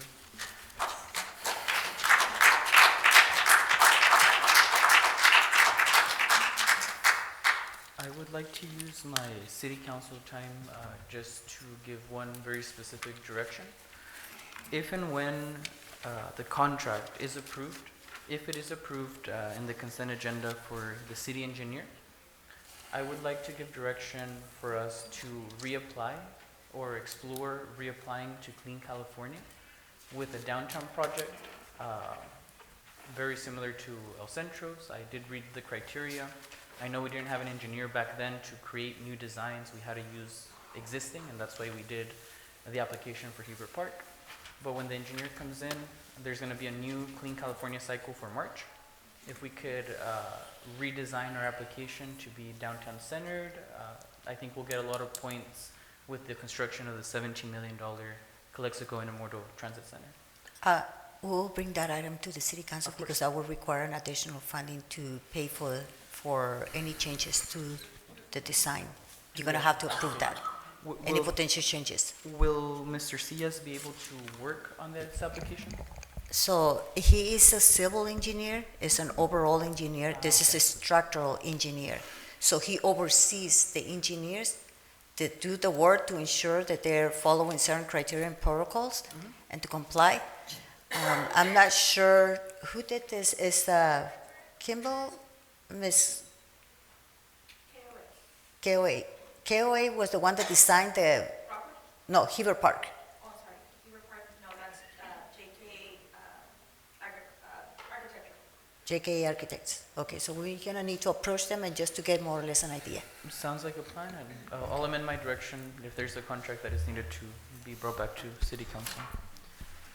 With that being said, of course, I'm looking very forward to the consent agenda. That being, moving on to consent agenda. All matters listed under the consent calendar are to be considered routine by the City Council, Calexico Community Redevelopment Agency, successor agency, or Calexico Financing Authority, and will be enacted by one motion in the form listed. Any item may be removed from the consent calendar and considered separately by the City Council.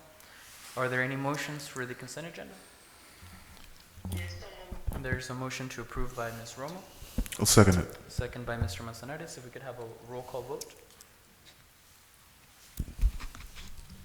Mayor Raúl Ureña, Yes. Mayor Pro Tem Gloria Romo, Yes. Councilmember Camilo Garcia, Yes.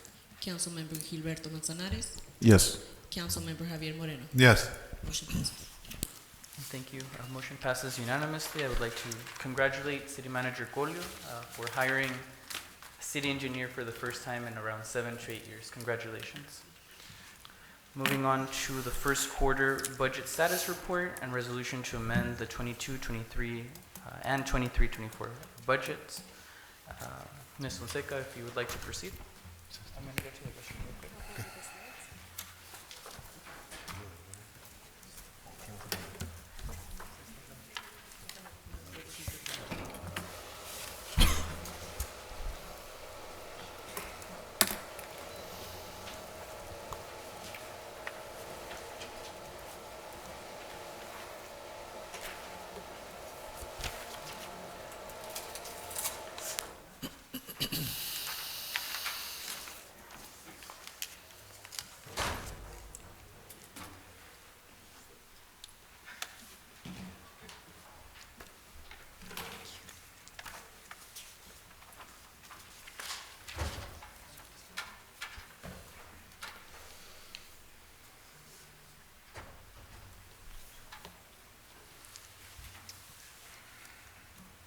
Good evening, Council, public, and those watching through the website. Today, I'm in front of you to present the first quarter budget report and also how we are doing with our 22-23 closing.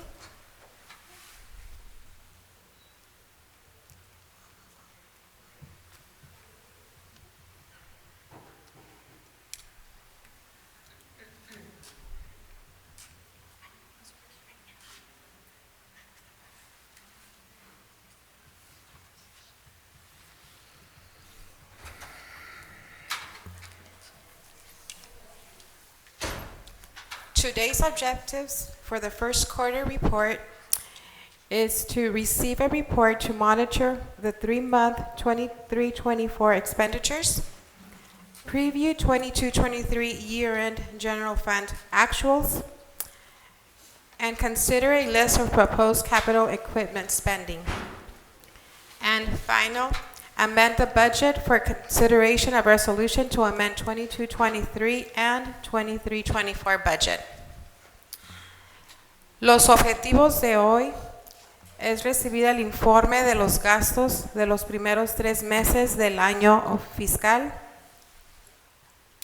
recibir informe del 2022-23 previa al cierre fiscal con actualizaciones, las prioridades de capital y equipo, considerar la lista de gastos de capital equipo propuestos y enmendar un presupuesto, considerar una resolución para enmendar los presupuestos del 2022-23 y del 23-24.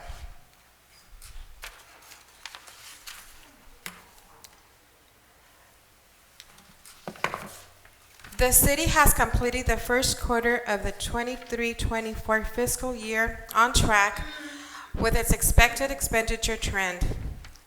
The general fund has expended 19% of its budget through September 25th, 2023, and it's on track with its adopted budget. Other program expenditures outside of general fund are largely dependent upon the timing of capital projects. All fund expenditures are at or below the expected expenditure trend for the first quarter of the fiscal year. As you can see on this graph, the blue lines are the expenditures for right now. The budget, and the red one is what we have expended. La ciudad ha completado el primer trimestre del año fiscal 23-24 dentro de su presupuesto. El Fondo General ha gastado el 19% de su presupuesto hasta el 25 de septiembre del 2023 y va por buen camino con su presupuesto adoptado. Otros gastos de programas fuera del Fondo General dependen en gran medida del calendario de los proyectos de capital. Todos los gastos del fondo son iguales o inferiores a la tendencia de gastos esperados en el primer trimestre del año fiscal. Miss Fonseca, just so that the public is aware, at this point in the quarter, we should be having 25%, or 25% would be the normal. So we're 6 points below on our expenses. En español, para que el público sepa, en este punto del cuatrimestre, como son cuatrimestres de 4, deberíamos estar a 25% de los gastos. Entonces, el que estemos a 19 significa que estamos gastando 6% bajo de lo presupuestado. I want to congratulate you. Quiero darte las felicidades porque en mis 3 años que he estado aquí, nunca he visto eso. I want to congratulate you because I've never seen that, and that's very good management. Thank you. Well, that part I wouldn't get the whole credit. I also wanted the managers And because everybody that has taken sacrifices, everybody that yes, that has that worked their goes budgets that make goes that to happen. the whole team. Yes, thank you.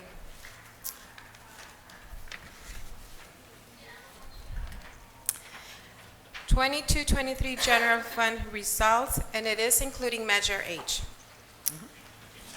The 22-23 year-end close is moving forward in preliminary pre-audit. General fund results are on track. Some minor year-end adjustments will continue as final revenues and expenditures are recorded, but the overall June 30, 2023 general fund financial position is ahead of budget and presents an opportunity to begin reinvesting one-time year-end surplus funds into the city's long-deferred and urgent city capital equipment replacements. The key sources of the city's positive 22-23 year-end results include approximately $214,000 in revenue surplus and $527,000 in expenditure savings. El cierre de fin de año del 22-23 avanza y los resultados preliminares previos a la auditoría del Fondo General van por buen camino. Algunos ajustes menores de fin de año continuarán a medida que se registren los ingresos y gastos finales, pero la posición financiera general del Fondo General del 30 de junio del 2023 está por delante del presupuesto y presenta una oportunidad para comenzar a reinvertir los fondos excedentes de fin de año únicos en los reemplazos de capital y equipo de la ciudad que hemos aplazado. Las fuentes clave de los resultados positivos de fin de año 22-23 de la ciudad incluyen aproximadamente $214,000 en ingresos y $527,000 en ahorros de gastos.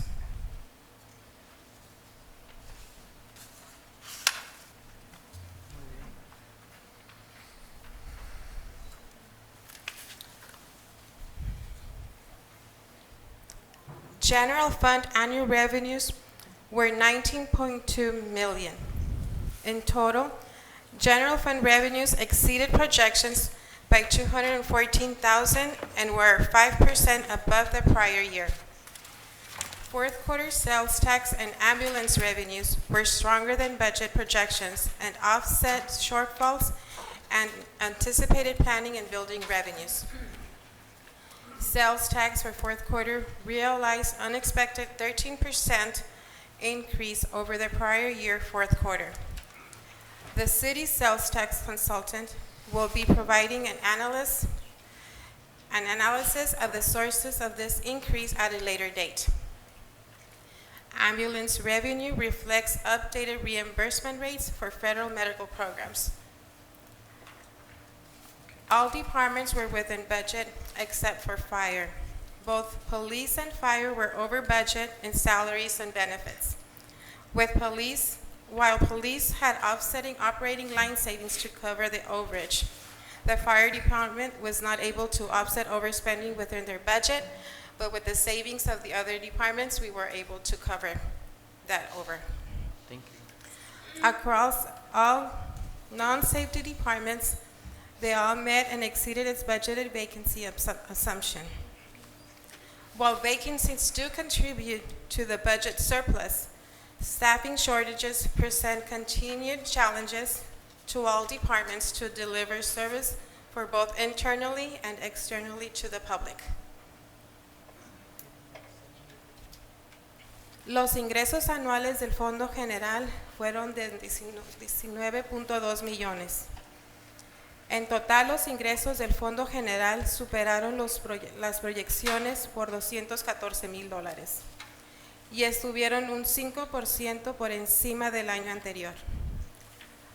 Los ingresos por impuestos sobre las ventas y ambulancia del cuarto trimestre fueron más fuertes que las proyecciones presupuestarias y compensaron los déficits en los ingresos anticipados del Departamento de Planeación y Construcción. El impuesto sobre las ventas para el cuarto trimestre registró un aumento inesperado del 13% comparado al cuarto trimestre del año anterior. El consultor de impuestos sobre las ventas de la ciudad proporcionará un análisis de las fuentes de este aumento en una fecha posterior. Los ingresos de las ambulancias reflejan las tasas de reembolso actualizadas de los programas médicos federales. Todos los departamentos estuvieron dentro del presupuesto, excepto el de bomberos. Tanto la policía como los bomberos estuvieron por encima del presupuesto en salarios y beneficios, mientras que la policía pudo compensar con los ahorros de las líneas operativas de su propio departamento, el departamento de bomberos no. Pero se pudieron cubrir con los ahorros de los otros departamentos. En todos los departamentos no relacionados con seguridad, cumplió y superó sus proyecciones de vacantes presupuestadas. Las vacantes contribuyen al excedente presupuestario, pero la escasez de personal presenta desafíos continuos para que todos los departamentos brinden servicio al cliente, tanto interno como al público.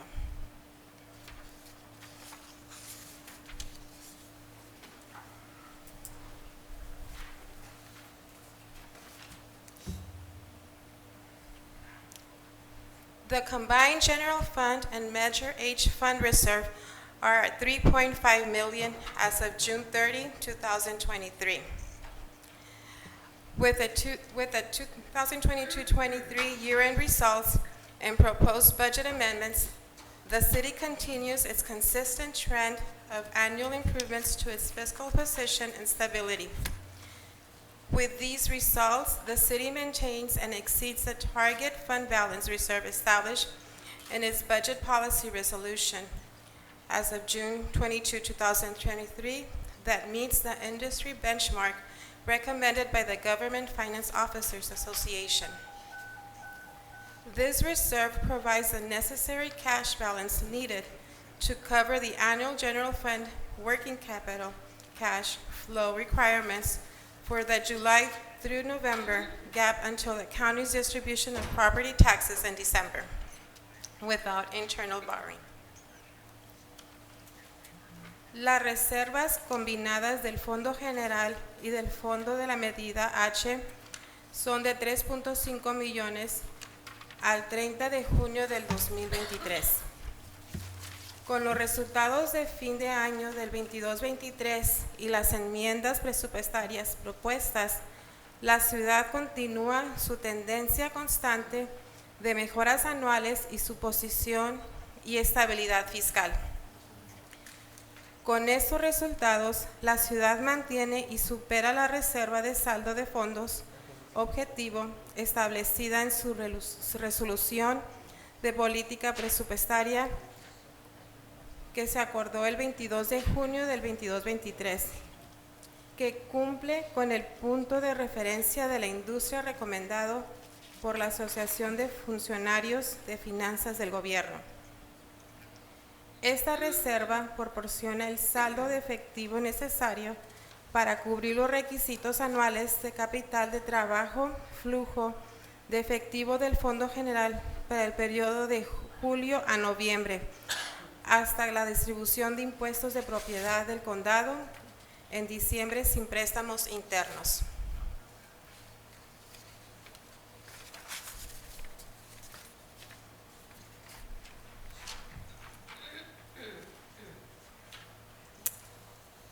(2022-23) medical self-insurance results.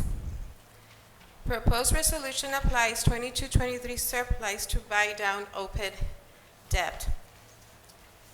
There was $370,000 medical program savings, and that's with their internal service funds. Expenditure results were positive to insurance broker projections.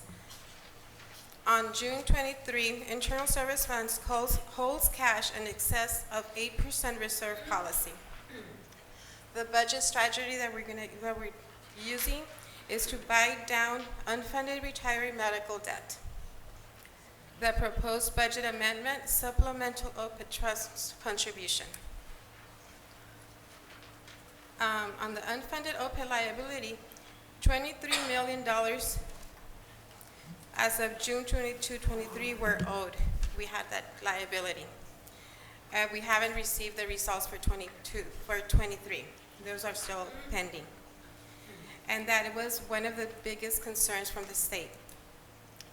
The initial OPED trust contribution on June 23 was for $712,000. The budget policy is to amortize that debt over the 30 years.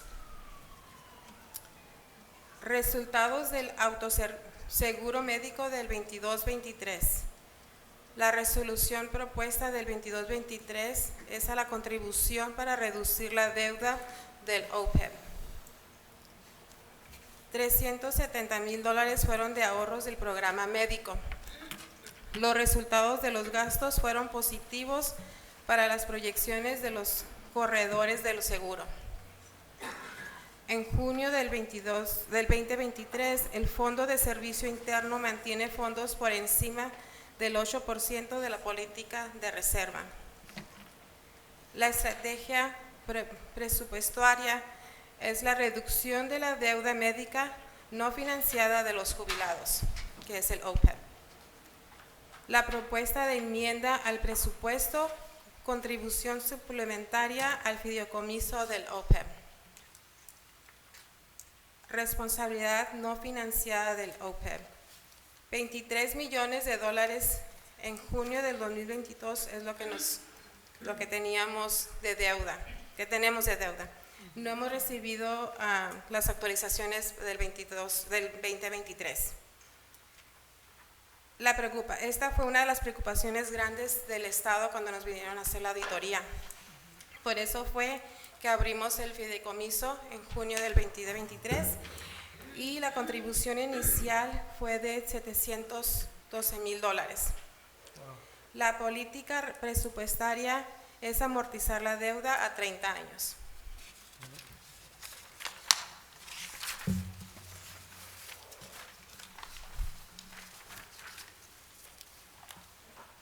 The proposed resolution authorized the following list of $527,000 in new capital equipment expenditures in the local capital fund to be paid from the proposed 22-23 general fund transfer. The proposed equipment list includes replacement of the 1996 City Hall phone system. The current phone messaging system has not been functioning for some time. Replacement of this equipment will improve both internal and public communication. The IT servers are also past its useful life and is no longer compliant with the technology needed to support the city's numerous software applications. The police department is currently running a 2003 Windows server which is no longer compatible with the county's sheriff's office and requires immediate update. The Rockwood Avenue Promenade project for improvements, either to open or to close. We're putting aside some money. La resolución propuesta autoriza la siguiente lista de $527,000 en nuevos gastos de capital, equipo en el Fondo de Capital Local que se pagarán con la transferencia propuesta del Fondo General 22-23. La lista de equipos propuestos incluye el reemplazo del sistema telefónico del ayuntamiento que fue puesto en 1996. El sistema actual de mensajería telefónica no funciona desde hace algún tiempo. La sustitución de estos equipos mejorará la comunicación tanto interna como pública. Los servidores de IT también han superado su vida útil y ya no cumplen con las necesidades tecnológicas para resistir las numerosas aplicaciones de sistemas de la ciudad. El Departamento de Policía está utilizando un servidor Windows 2003 que ya no es compatible con la oficina del sheriff del condado y requiere una actualización inmediata. El proyecto Rockwood Avenue Pomegranate y sus mejoras para abrir o mantenerla cerrada.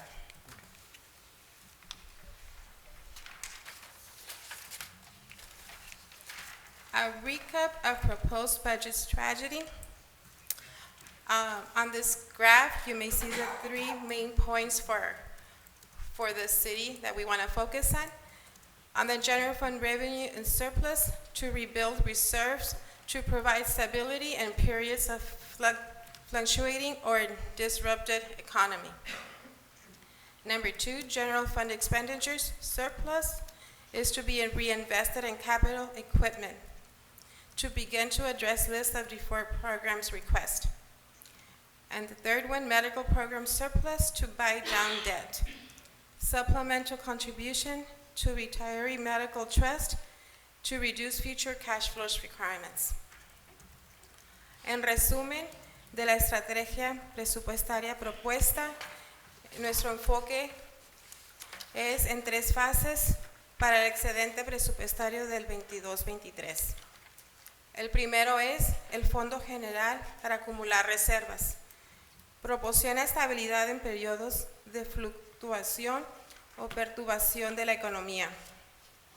El segundo, el ahorro de gastos del Fondo General se reinvierte en bienes de capital y equipo y comienza a abordar la lista de solicitudes de programas diferidos. Y el 3, el ahorro del programa médico reduce la deuda.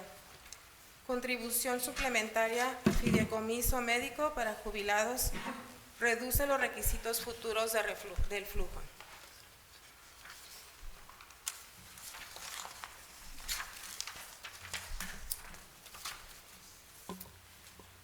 The next steps for the finance department.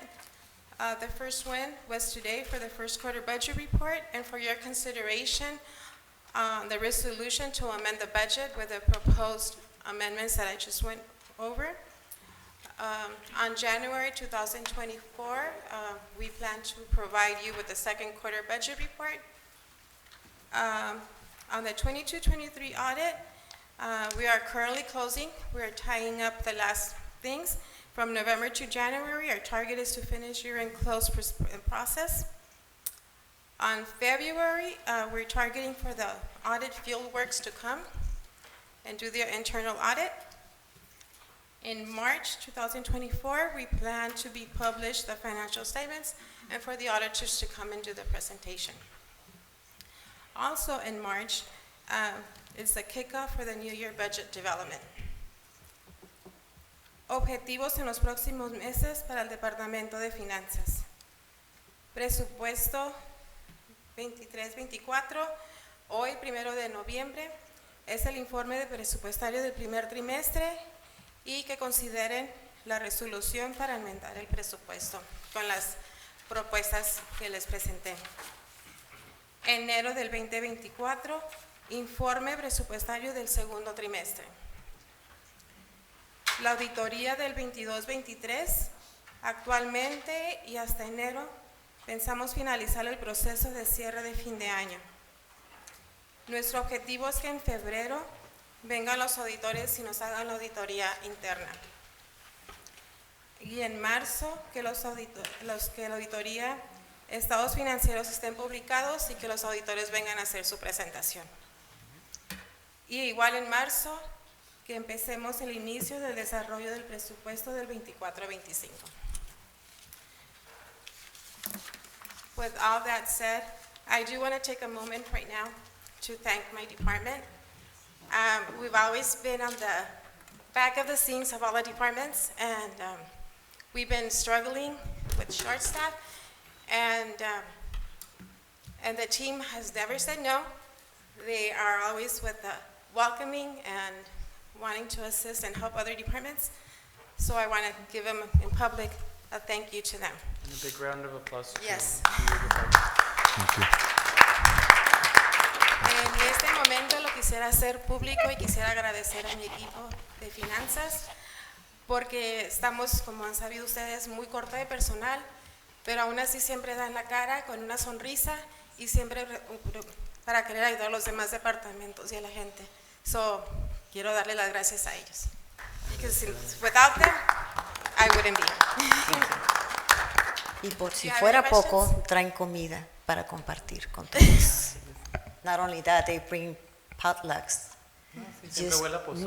knowing that they have a lot of work ahead of the day, they still bring food and they stay late. Yes. So I just want to commend the Yes, the team, It's a very good team. Ms. Falomir, Ms. Garcia, Ms. Gerardo, and Ms. Lisette. They all stay late for other assignments. So I really feel blessed to have them on board. God Thank you. Do you have any- Don't forget the Chiefs, sorry. And the Chiefs. Not forgetting the Chiefs. All right, we'll open it up to council for a brief round of comments. Okay, so before you move forward, I want to point it out this, if you can go back to this chart. This is based, as you may recall, during the budget, the adoption of the budget, there were items that we couldn't bring in the budget because we didn't have enough funding. Having this funding available, this is only a recommendation from us. The City Council has the opportunity maybe to explore other options, but for us, this is what some of the items we believe are necessary. IT server is a big issue for us. I receive emails from the county very concerned about the security from the server, and we want to make sure that that's a priority for us. We allocated $100,000. The city hall, the phone system is not working. We don't even know what the lines are. Sometimes it rings one place and sometimes it rings another place.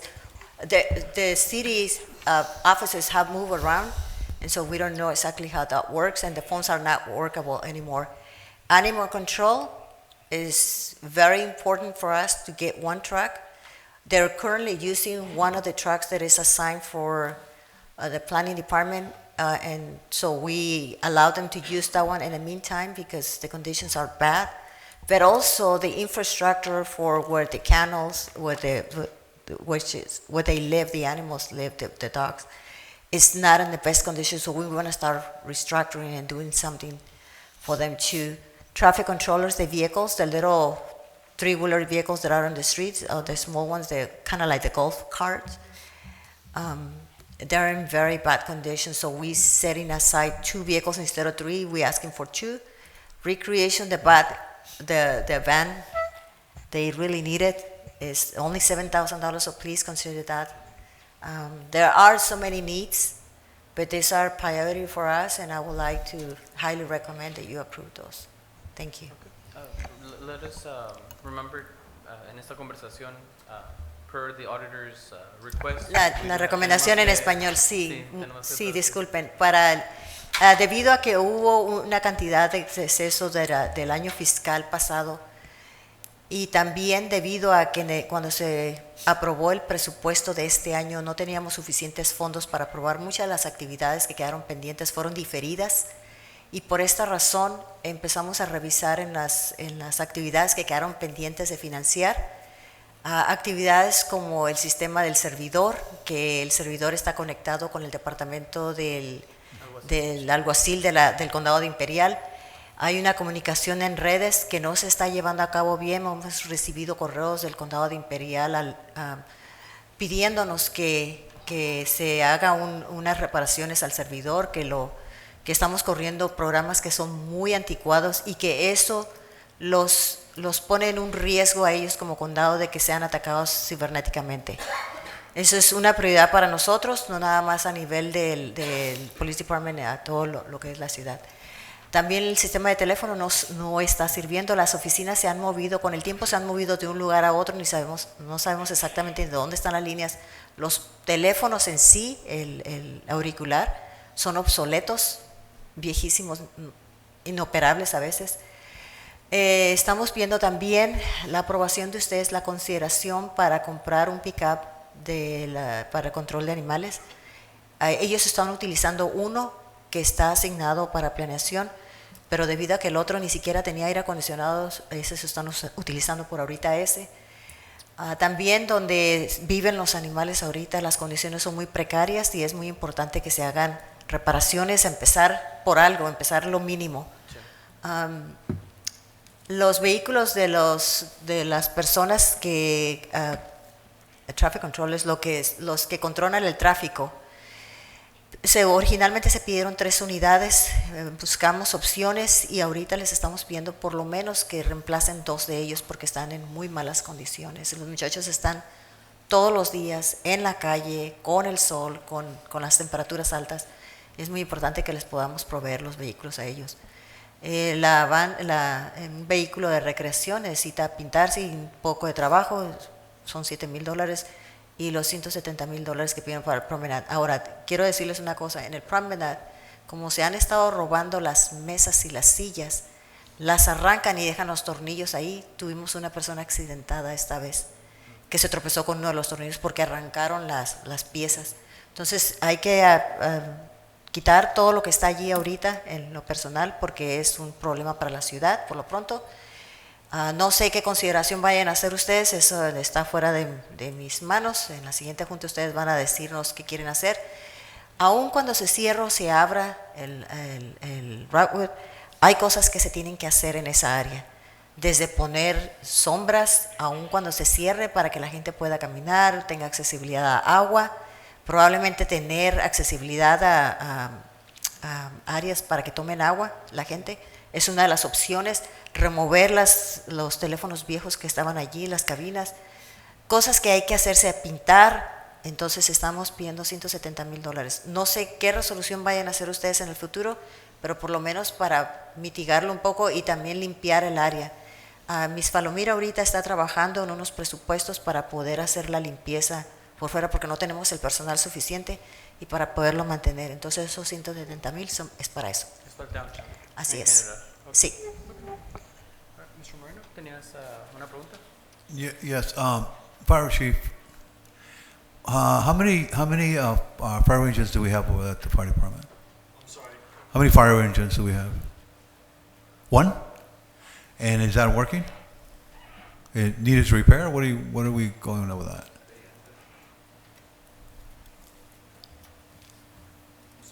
There's 1 fire engine? There's 1 fire engine at Station 2. Is that what you're referring to? Yeah, how old is that? What year? The newest fire engines we have are 2011s. Okay, 2011? Correct. So our fleet right now consists of our truck 91, which is 1997, the KME, which is 3821, that's 2007, and then engine 11 and engine 22, which are the 2 newest apparatus. Those are both 2011s. The 1997, is that working? Because it's old now. So the 1997 truck, that was refurbished about a decade ago. So in that refurbishment, everything was done except for the pump. So if we were to essentially replace that pump, that would buy us a little time. As you know, if we were to purchase a new engine today, the lead time is just under 3 years. If we were to order it today, it'd be about 3 years before we see it. So if you invest in that pump, how long would that last you now before you get the new one?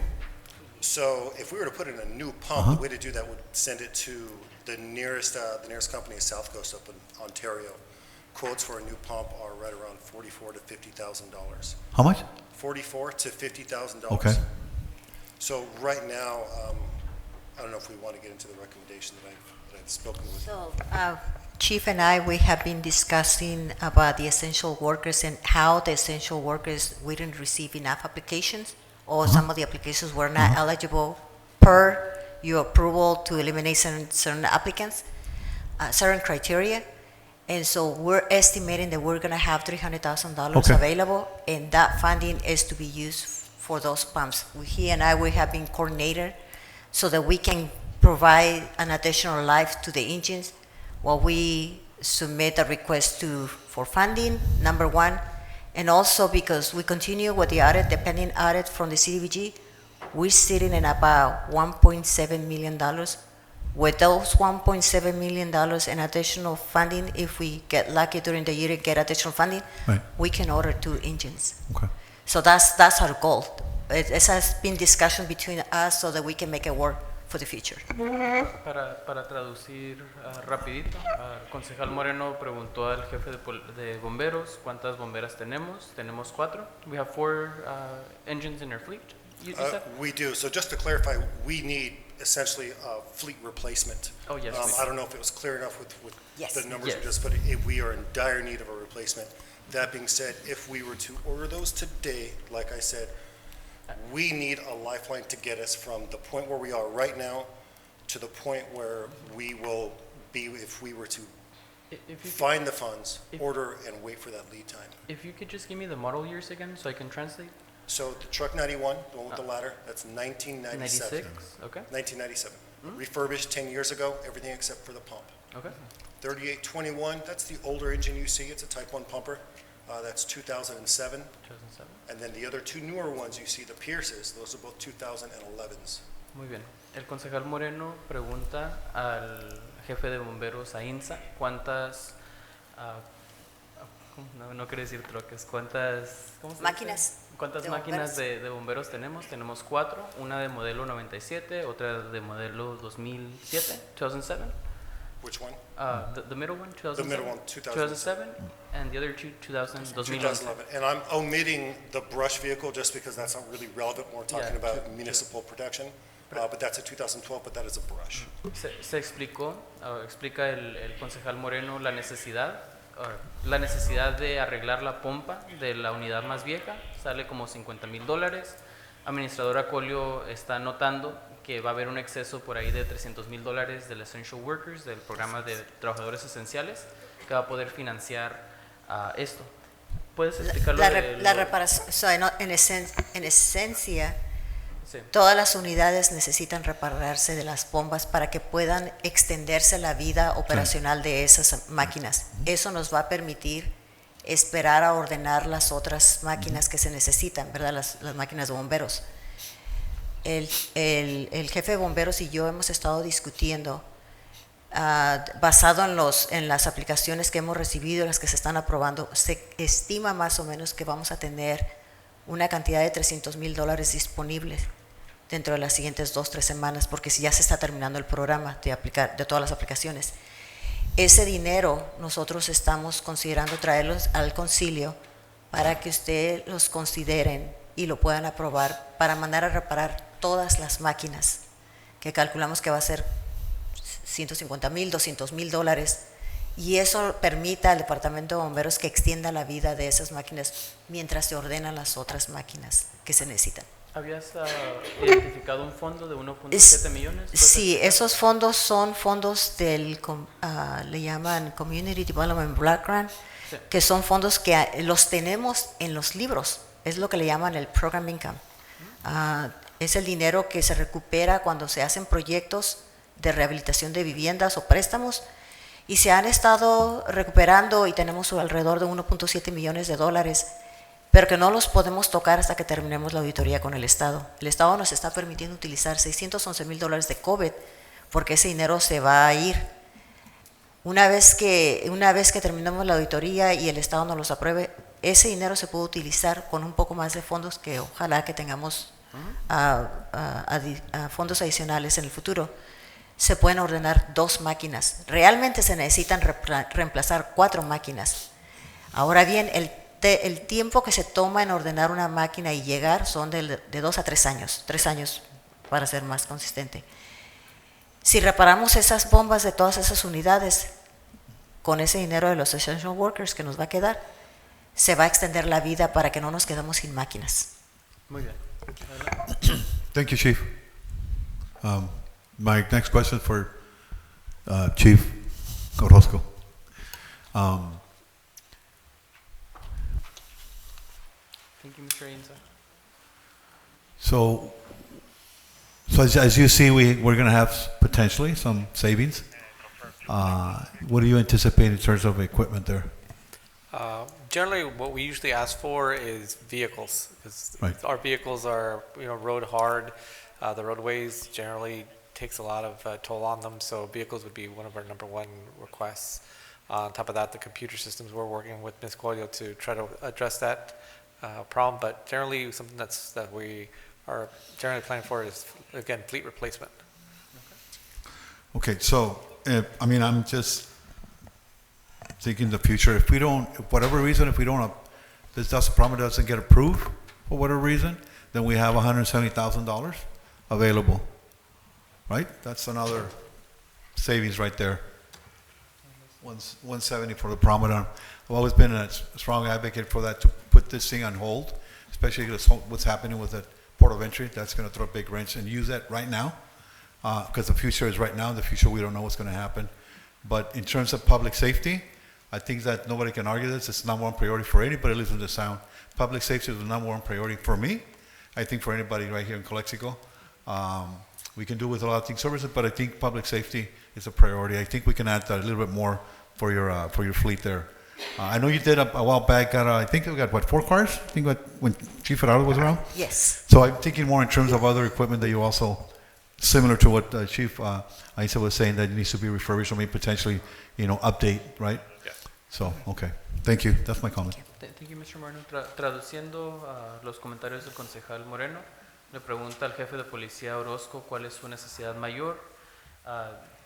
Dice el jefe de policía que la prioridad más alta para la policía es el reemplazo de vehículos también dentro de su departamento. Comenta el concejal Moreno que si por cualquier motivo no se aprueba lo del promenade, hay $170,000 que se pueden usar para las necesidades de seguridad pública, y que la seguridad pública, en su opinión, es la necesidad más alta del municipio. All right, council members, comentarios. Señora Romo, usted. The item, please. Okay, there's a motion to approve. I'll second it, but we'll continue discussion. Adelante. There's so many needs and so few resources. Now it's to prioritize where do we spend this money, or how do we best invest this money, not spend but invest. So we know that the IT server, that has to be taken care of, regardless of what we decide here, but that is a must. We all know, or some of us know what happened with the county a few years ago. Yes. You were there. Yes. So we don't want to compromise, or us being the ones that compromise, any system, because we wouldn't function without, technology. And it's really, really just irresponsible to think that we are putting someone in harm's way. Unfortunately, our life has depends so much in technology, so we really need to look at that. Then also, I don't think the promenade should be even an option here. I think we need to really open up, stripe the street and let that traffic flow, and hopefully bring much needed revenues to attend to these needs, from those businesses. Because I don't think $170,000, are needed to be invested into that. That's not what I see. That's very, very clear. So we need to attend, and then, I've seen that the band that is over at the recreation department, That's I think that's just even a health hazard because it has so much rust, that even if you get cut and you touch that thing, you have to go get vaccinated. So I don't know what we even are thinking about doing paint work. That's not something that we should be considering. But again, we have to prioritize. The promenade shouldn't be there, like I said. And then there's some other things also. We're talking about equipment for the firefighters, which I agree. And thinking about buying equipment, but yet we don't have a clear timeline as to when we're going to have the fire station to open. So I want to make sure that we work on that also as we work on this equipment, right? We want to make sure that again we strategize, that we maximize, right? We need the equipment, but we need to make sure that we have the funding, that we have a clear timeline, for Fire Station 2. And I would like to see more that actually in this list also. How we're going to address it. I know we're talking about there being funding, or that there is funding, but I want to make sure that it's funding that we can, have and even have any type of contingency to address that issue. I don't want to hear about, half of the station is going to be in working order and the other is not. So we're doing things halfway, as we always approach. And that's not the long-term plan. So as it is right now, I can't really support unless we get rid of the promenade. ¿Gustas traducir o que yo traduzca por ti? Si quieres. En breves palabras, el concejal García nota que hay muchas necesidades y muy pocos recursos. Comenta que tenemos que dar prioridad a las cosas más importantes y que no está de acuerdo en que el promenade sea una de esas prioridades. Comenta que los equipos de los bomberos, de los policías, son muy importantes, pero también ocupamos claridad en el financiamiento. No tenemos una tabla de tiempo clara sobre la rehabilitación de la estación número 2. Comenta que se ocupa, para hacer esas inversiones de equipo, una tabla de tiempo clara para la estación número 2, y si la vamos a rehabilitar, que se haga de manera completa, no a medias. Son los comentarios del concejal García. Señor Manzanares, ¿tiene algo que agregar a la conversación? Just a couple questions. I know that, and correct me if I'm wrong, I don't know if maybe I might have misheard. The police department's IT servers are working from 2003? Is that what I? The server is Windows 2003.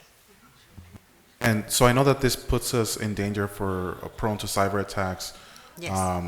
And I just want to understand, there's also an incompatibility with the Imperial Valley Sheriff's Department. Yes. Can you just share a little bit how that affects the issue is when you have a connect, let's say that you receive an email in the Calexico Police Department that is a spam or is a cyber attack, and you forward that email to the county and it's open at the county, it automatically impacts them because we don't have the protection in our city server.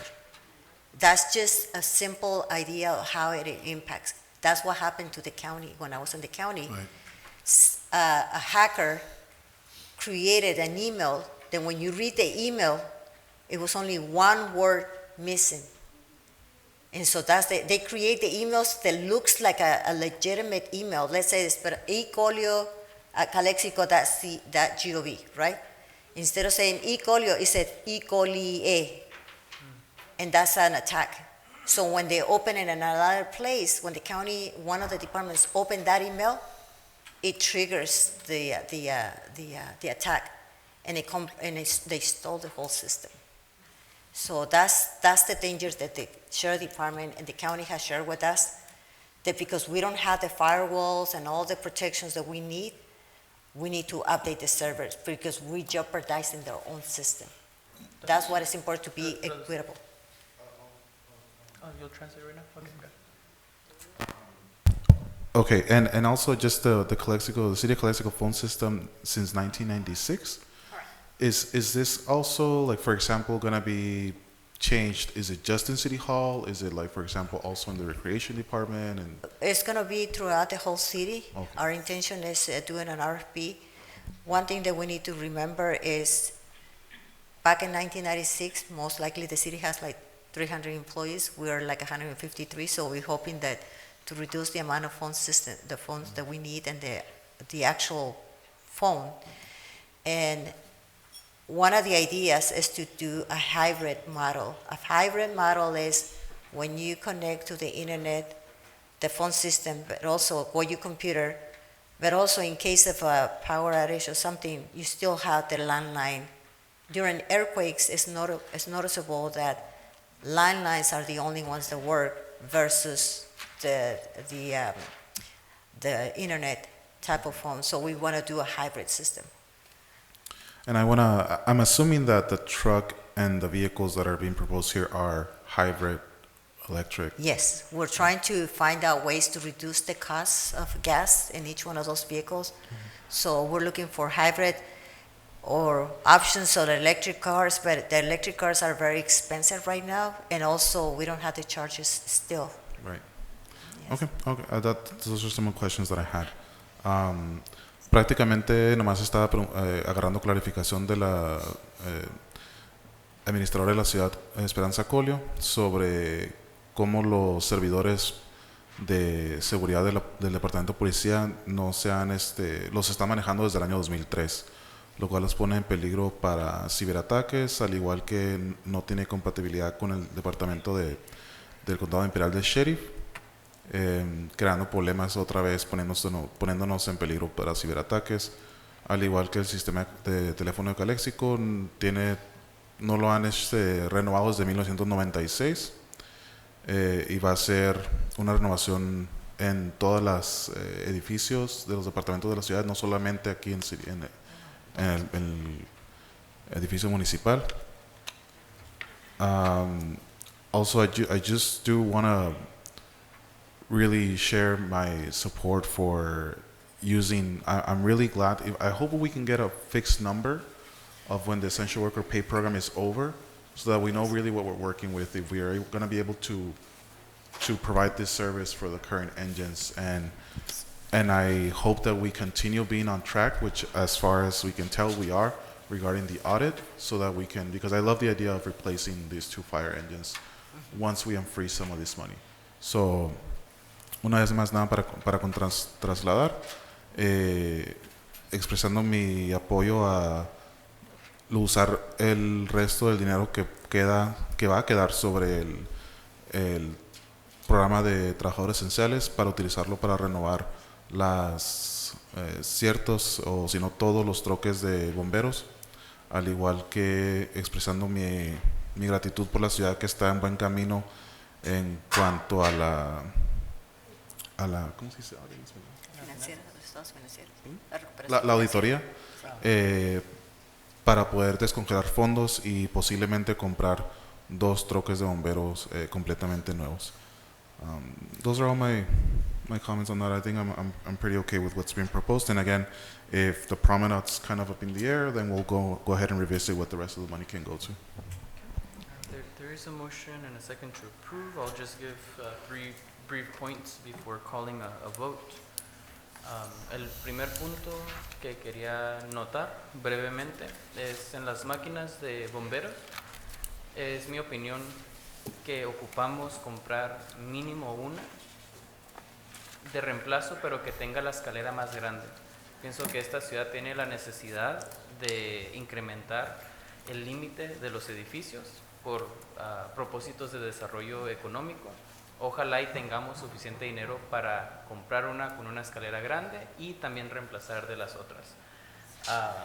So I would like the chief to come over here, because a truck with a ladder I know what it is costs. almost $2 million And versus an engine, right, chief? I'm very well aware, and I'll explore that in a second. Para translate in English, it's my opinion and also goal setting that for the economic development of the city, that we should be aiming not only to at least have one of the fire engines be replaced with one of the ones with the larger ladder, but also identify funds beyond the 1.7 million to also replace the engines with smaller ladders. I'm just putting that out there as an objective and very clearly pointing to the necessity and the urgent necessity for a new sales tax to fund all the fleet replacements and all the staffing needs in the city. I think under those circumstances, a truck and firefighters and police officers and equipment for the police department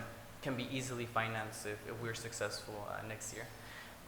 Punto muy claramente, obviamente yo sé que la máquina con la escalera grande sale muy cara, pero apunto muy directamente a la ciudadanía de que la necesidad de un nuevo impuesto para financiar no solamente todas las máquinas de bomberos, todo el equipo de la policía, pero además los mismos bomberos y los mismos policías que hacen falta en la calle.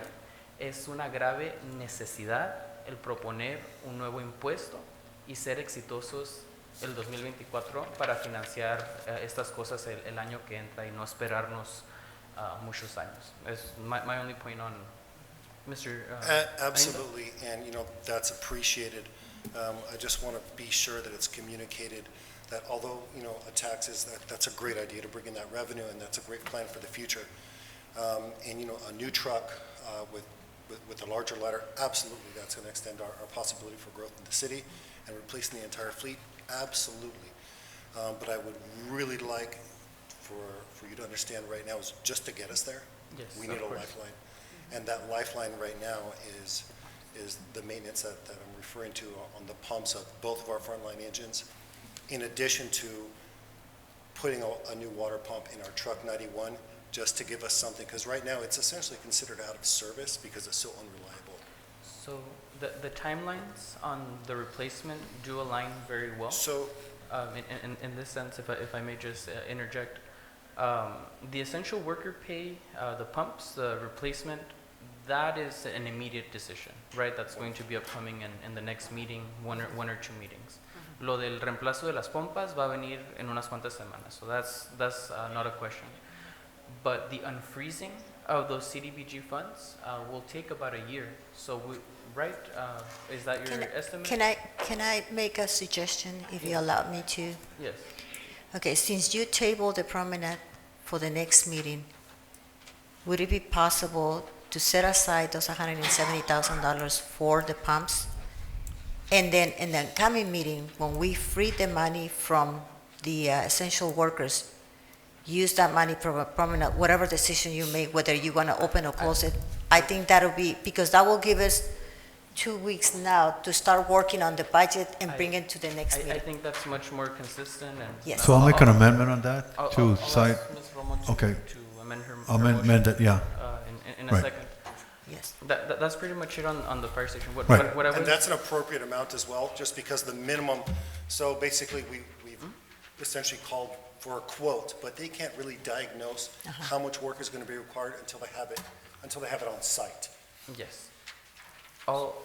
That makes all the sense. The only last comment I have on the big ladder truck is the unfreezing of CDBG and the sales tax, whether it passes or it doesn't pass, it's roughly around the same time frame. Yes. Hopefully we're successful and we can say in December of 2024, we can buy all of these things. Yes. I'm just saying, it's something that we have to try. So if you were to approve the $170,000 for the fire department for the pumps today, and the next meeting, we can come with 2 items. Number one, we will come with the budget, the approval for sending 1 or 2 engines immediately to start working on it. And secondly, bring the essential workers, whatever funding is, and then bring the promenade so you can use the funding or make a decision, whatever decision you're going to make. It's much more consistent, and I'll ask Ms. Romo to amend her motion in a second. Okay, thanks. The second point I wanted to make, not related to the fire department, but related to recreation.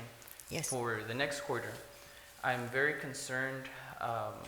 Ms. Gerardo, what is the official title of Mr. Quintero at the recreation? Cultural arts assistant. Yes.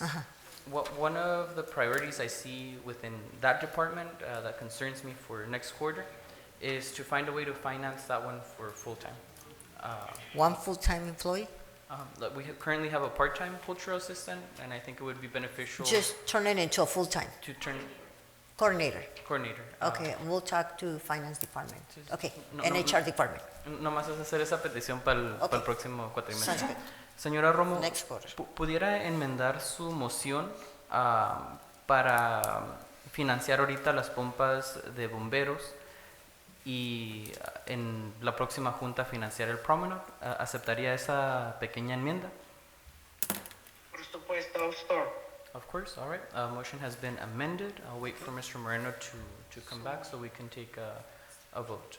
And just to be clear, the amended motion is to finance the water pumps and later make the decision for the promenade with the essential worker fund. Thank you, Ms. Roma. We'll just wait for Mr. Moreno to come. Okay.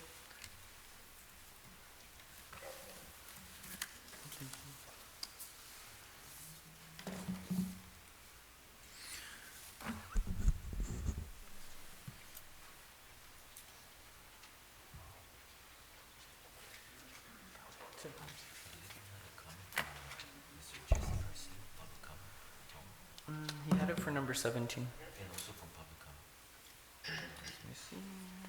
Loli, Chris.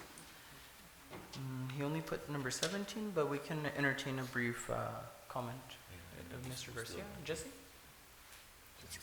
He stepped down. Oh, there we go. All right, we're ready to proceed with a roll call vote.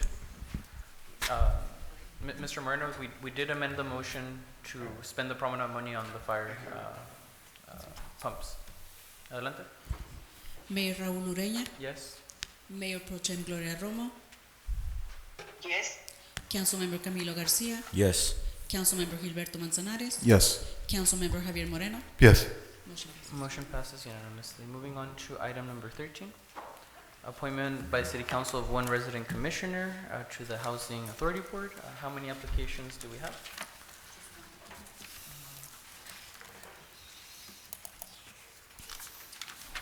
Just one. Who is the appointee? Who? Gloria Tovar. There's only one application for the Housing Authority Board. Is there a motion? So move. So moved by Mr. Moreno. Is there a second? Second. Second by Mr. Garcia. Roll call vote. Mayor Raúl Ureña, Yes. Mayor Pro Tem Gloria Romo, Yes. Councilmember Camilo Garcia, Yes. Councilmember Gilberto Manzanares, Yes. Councilmember Javier Moreno. Yes. We do have one public comment for item number 14, Ms. Ureña, to the appointment of City Council to Community Services Commission. Mr. Solano, you submitted a request for 17 and 18. We've tabled 17, but I still have your item for 18. Adelante, comisionado.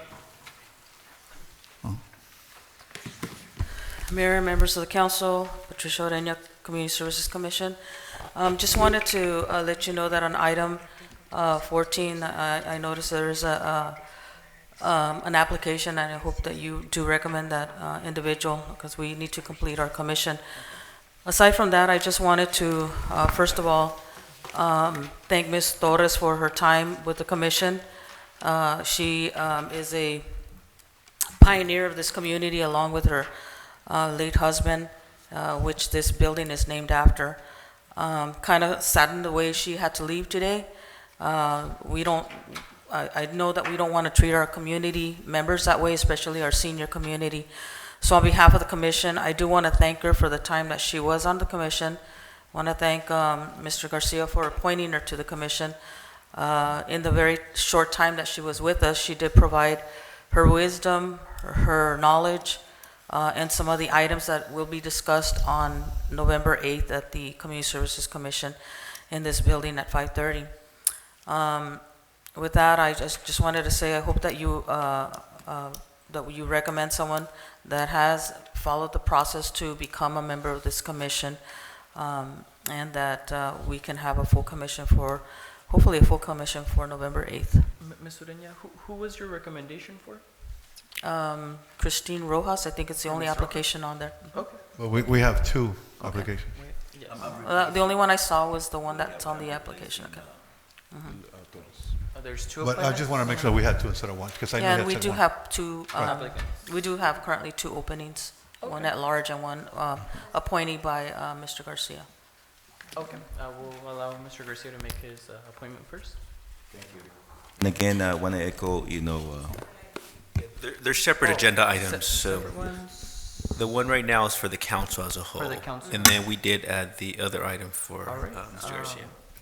But again, just wanted to, again, comment and say thank you to Ms. Torres, maybe a letter from the council and from the department, thanking her for the time that she was on the commission as well. Thank you. Thank you, Ms. Ureña. Is there a motion for an Could appointment? could we just probably vote on 13 and 14 consecutively, appointing, because there's only one application for each, and Mr. Garcia is appointing one, so.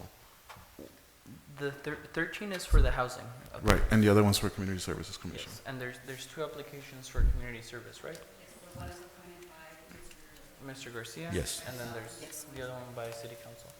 So we'll first entertain city council. Is there a motion by council for an appointment? On the commission? Yes. Well, we do have two applications, so I make a motion to appoint Hussein. I guess he's already there. Okay. Oh, he was there. No, actually, No? we're doing first the one that we have originally for Ms. Gloria. Yes. Okay. Yeah, Cristina Rojas, my apologies. Okay. So we're doing that first, Okay, as so- entire so- council. so moved. And then the next one, yeah. So moved by Mr. Moreno to appoint Ms. Rojas. Is there a second? Second. Second by Mr. Garcia. Roll call.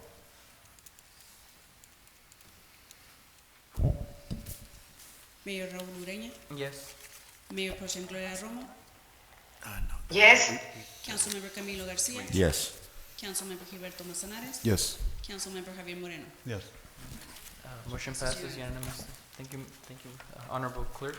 Mr. Garcia, if you would like to make your appointment? On this item, And then real first of quick, I just want to clear, I don't think did we add a specific? I don't think So so. maybe what we'll do, Agenda let's add it as item 14.1. I don't think we put a number on it. So it'll be 14.1 on the item that we added to the agenda. 14.1, is it this one? the one that I'm doing right now. There Yeah. it is. Thank you. Okay, so moving on to item 14.1, Mr. Garcia, if you would like to make your, Thank you. Yeah, first of all, I wanted, again, convey and ditto to what Ms. Ureña said about Lily, my most profound, just respect and thank you for the time that she served. And with that, I move to appoint Mr. Jose Jesus Iñiguez to the commission. So that's my appointment. Thank you. thank you. Mr. Inigas is officially seated at the Community Services Commission. Now we have a full commission. Thank you. Thank you, Mr. Garcia. Moving on to item number 15, if we can very briefly have an explanation. Mr. Barba, this is going to be declaring a 2.32 acre property located at First Street, the orthopedic clinic, as surplus land and authorize initiation of process by Surplus Land Act. Thank Mr. you, Barba? Mayor. Good evening, Honorable Council and members of the public. So the city of Calexico has ownership of a 2.32 acre property located at 352 First Street, assessors parcel number 058-535-001-000. So this location was previously utilized as the orthopedic clinic, and it currently sits vacant and it's underutilized by the city. So it is to the intent of the city to search for a lease of more than 5 years or a sale of the land. Given that it is a lease or a sale, they are required by the Surplus Land Act to undergo the process. So in order to begin that process, the city council would now need to adopt a resolution to declare that subject property as surplus land and initiate the noticing process. So this process will take about somewhere around 3 to approximately 6 months to complete. And it's very dependent on the 60-day noticing period, where where about 500 approximate affordable housing developers can comment and submit notices to the city of interest. So if the city receives a notice, they will then need to initiate a 90-day negotiation period. And then they would have to receive approval from the Department of Housing and Community Development from the state. So that could extend up to 6 months. However, if no notice of interest have been submitted to the city, then they could skip the 90-day negotiation period, and the process can be reduced to about 3 to 4 months. But overall, right now the main point of discussion is whether to declare it surplus land and then to initiate the noticing period. I just want to be adding something very important regarding this property. I was asked why we included this item on the agenda. Councilman Moreno, when he was the mayor, he mentioned something about already setting aside that property and providing direction to previous management to make it available for a farm workers facility. Staff and myself, we look into to see if there was any surplus land process done. Mr. Barba contacted the state. There was no records. We went through all the city council meetings. There was no records that the process was followed, and therefore we cannot set aside a property for a specific use unless we follow the surplus land, and that's the reason we're having it today at the request of Councilmember Moreno. Yes. Quick question, Mr. Barba, do you need a specific motion to lease or sell, or do you just need a motion to initiate the process? So this is just to initiate the process. So once the process is complete and approval has been given by the state, then the city can choose to either lease or sell, whichever they deem best. One additional item, and I have the chief over here, the chief of police, is that location has been vandalized many times. We have received calls from CBP asking us to please close the windows and everything to go and check because people keep breaking into the building. So it's a liability for the city having it available there. Is there a motion, comment? Just real quick comment. I appreciate everybody's work, but I just want to make clear that I wrote a proposal back in March of 2021, I think it was, because at that time the field workers were spending too much time in the cold and in the summer, and then I guess there was citizen complaint that we're using the bathrooms and the alleys and all that. So my initial project was to have them be there and take care of the problem, and just a short term, get them out of the weather and the climate, and have them use the facilities so they can, have the physical necessities. Obviously, 2 years later, this is where we're at. I still stand with that. To have initially, for that reason, and I know there's been proposals here and talk about, they want to expand it for other things. I don't know about that. I still believe that we could take care of the field workers. Having said that, I want to make clear that this is just a process so we can go to the next step. I'm not in favor of selling any land. I'm in favor of leasing it. That's who I am. That's what I said always, and I'm going to stick to that. Especially that land there, and any other land for that matter. But this is a perfect process. Now, we didn't have you around 2 years ago, so I'm glad we have you now, because now. But it's important we clarify with the people in Calexico, because this is about being transparent, and I be transparent that I don't want to sell that. Okay, so I think the best option right now is just get this process going and then find out what we can do next. Thank you. Is there a motion? Hold on, I have a comment. Okay, I do agree with Mr. Moreno on one thing, right? That we need to do something with this property, and also, but we can't even think about selling it. We shouldn't be selling our assets, because once we get rid of an asset, it's gone. So, but I respectfully disagree for the prospective use. Right now we just had a quarterly report, done. We talked about the needs that we have, whether it's equipment, personnel. So I think this property should be part of a full strategy or a comprehensive strategy for economic development for downtown. we should be looking as to how we can generate more revenue. How can we bring more money? And doing this type of project, that wouldn't generate, as what Mr. Moreno is proposing, that wouldn't generate revenue. I know it sounds harsh, but we have to start thinking about those tough decisions that have to be made. I understand that this has to be part of a bigger plan where different key stakeholders from the community need to be involved. Downtown merchants, business owners, even the feds, the bid, they were here. We need to talk to them. And I know that it's difficult to get a consensus from the community, but get the community involved. Make sure that they know, that they understand what's going on. Make sure that they have a buy-in and they have ownership on this project or any project.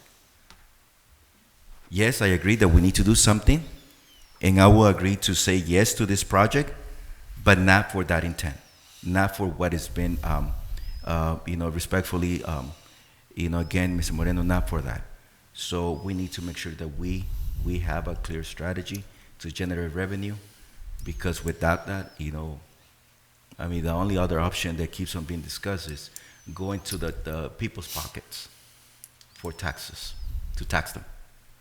I don't think it's sustainable either. So, again, that's just my comment. Thank you. Okay, I'll make a motion to approve. Is there a second? I'll second. Motion to approve myself? Mr. Manzanares is seconding the initiation of the surplus land agreement. Mayor Raúl Ureña, Yes. Mayor Pro Tem Gloria Romo, Yes. Councilmember Camilo Garcia, Yes. Councilmember Gilberto Manzanares, Yes. Councilmember Javier Moreno. Yes.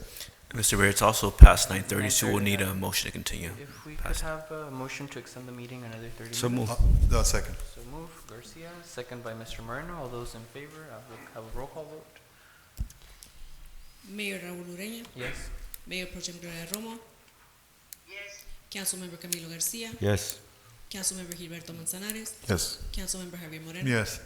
Sorry. Very briefly, moving on to item 16. This is just the approval of what was discussed last meeting. Anything else that needs to be added on this item? No, so this item is just for the approval of a draft lease agreement between the city of Calexico and Marco Parking for a portion of West Sixth Street located west of the intersection of Emerson Avenue and West Sixth Street. So just a really brief recap. The item was presented on October 5, 2023 to the City Council. City Council motioned to table the item to give the applicant time to submit additional documentation. So the documentation was presented by the applicant to the City Council on October 18, where upon review, the City Council voted to approve the lease of the subject property. So now the proposed lease, draft lease that's being presented today, it is a draft lease agreement for a period of 4 years and with a yearly rent of $1. And there's also a statement indicating that upon completion of the lease, the city will undergo the Surplus Land Act, where they may then choose to either sell, lease, or lease the land, depending on what they deem most appropriate. I'd like to make a motion to approve. I'll second it. There's a second. Any discussion? Just going back and being congruent with my original vote from this item. I know this is the contract, but again, going back to what I just said also, we need revenues. We need money. We don't need symbolic leases. And I understand, there was some things that happened, but, aside from that, I think, and I know, and we know that, we need the money. So for that, I will say no. Okay. Roll call vote. Mayor Raúl Ureña, Yes. Mayor Pro Tem Gloria Romo, Yes. Councilmember Camilo Garcia, No? Councilmember Gilberto Manzanares, Yes. Councilmember Javier Moreno. No. Okay. Motion passes 2-2. Moving on to our final item. Ya se aprobó. Ya se aprobó el item. Moving on to item number 18. Se aprobó 4 años por $1. Moving on to item number 18, authorize city manager to sign electric vehicle charging station site agreement between City of Calexico and Comité Cívico del Valle at 411 5th Street, Calexico. We have one public comment by Mr. Solano. En este momento.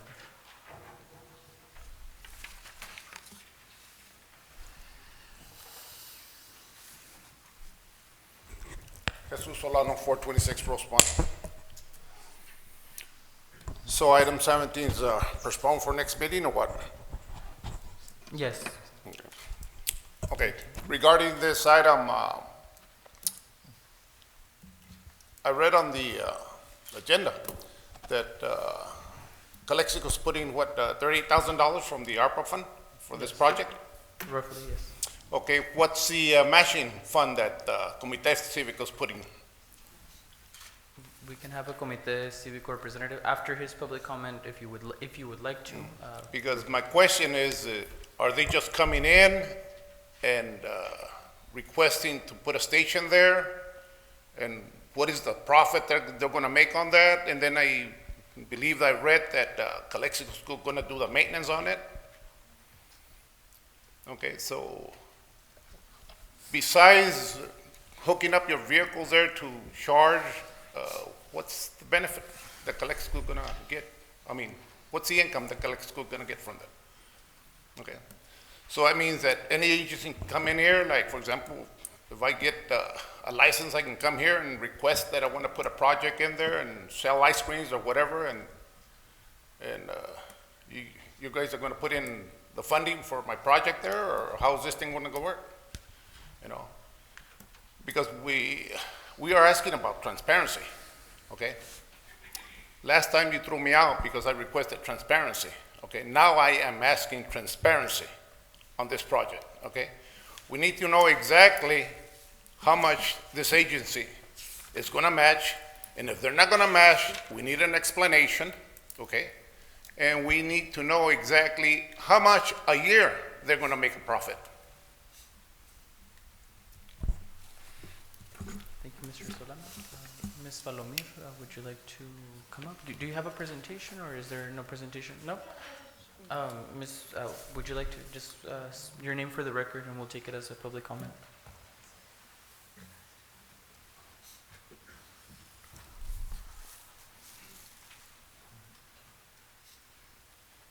Good evening, Jose Flores with Comité Cívico. A lot of good questions by the community as far as transparency. So Comité Cívico is, first of all, is a nonprofit, and what Comité Cívico is putting that site for the 4 chargers, Comité Cívico has already purchased these chargers, and Comité Cívico paid $360,000 plus $60,000 for the switchgear, plus $20,000 for engineering plans, and is going to pay about $300,000 for construction. Also, Comité Cívico in the contract states is in charge of maintenance, the operations of the entire station there. Comité Cívico also has switched the meters, so the city of Calexico is not on the hook for any electricity bills. They'll go directly to Comité Cívico. Again, reemphasizes Comité Cívico is the nonprofit. So what we're trying to do here for the community as far as equity, since out of the 58 counties in California, Imperial County, as you know, is in last place of having EV chargers. About 12 months ago, we had 1.5 chargers, when other counties have 300, 500, over 1,000 chargers in their areas. The reason it's important and benefits to Calexico, obviously, is not purchasing fossil fuels and maintenance is a lot cheaper for EVs. And also, there is, I'm sorry, I haven't drank water in four hours or so, so I'm losing my voice here. Also, there is research that for every 20 EVs per 1,000 inhabitants of a zip code, asthma rates of emergency visits goes down 3.2% due to the emissions. So there's obvious benefits to our community. And this is not only in Calexico, we're trying to do it countywide, in Calipatria, El Centro, and throughout the county.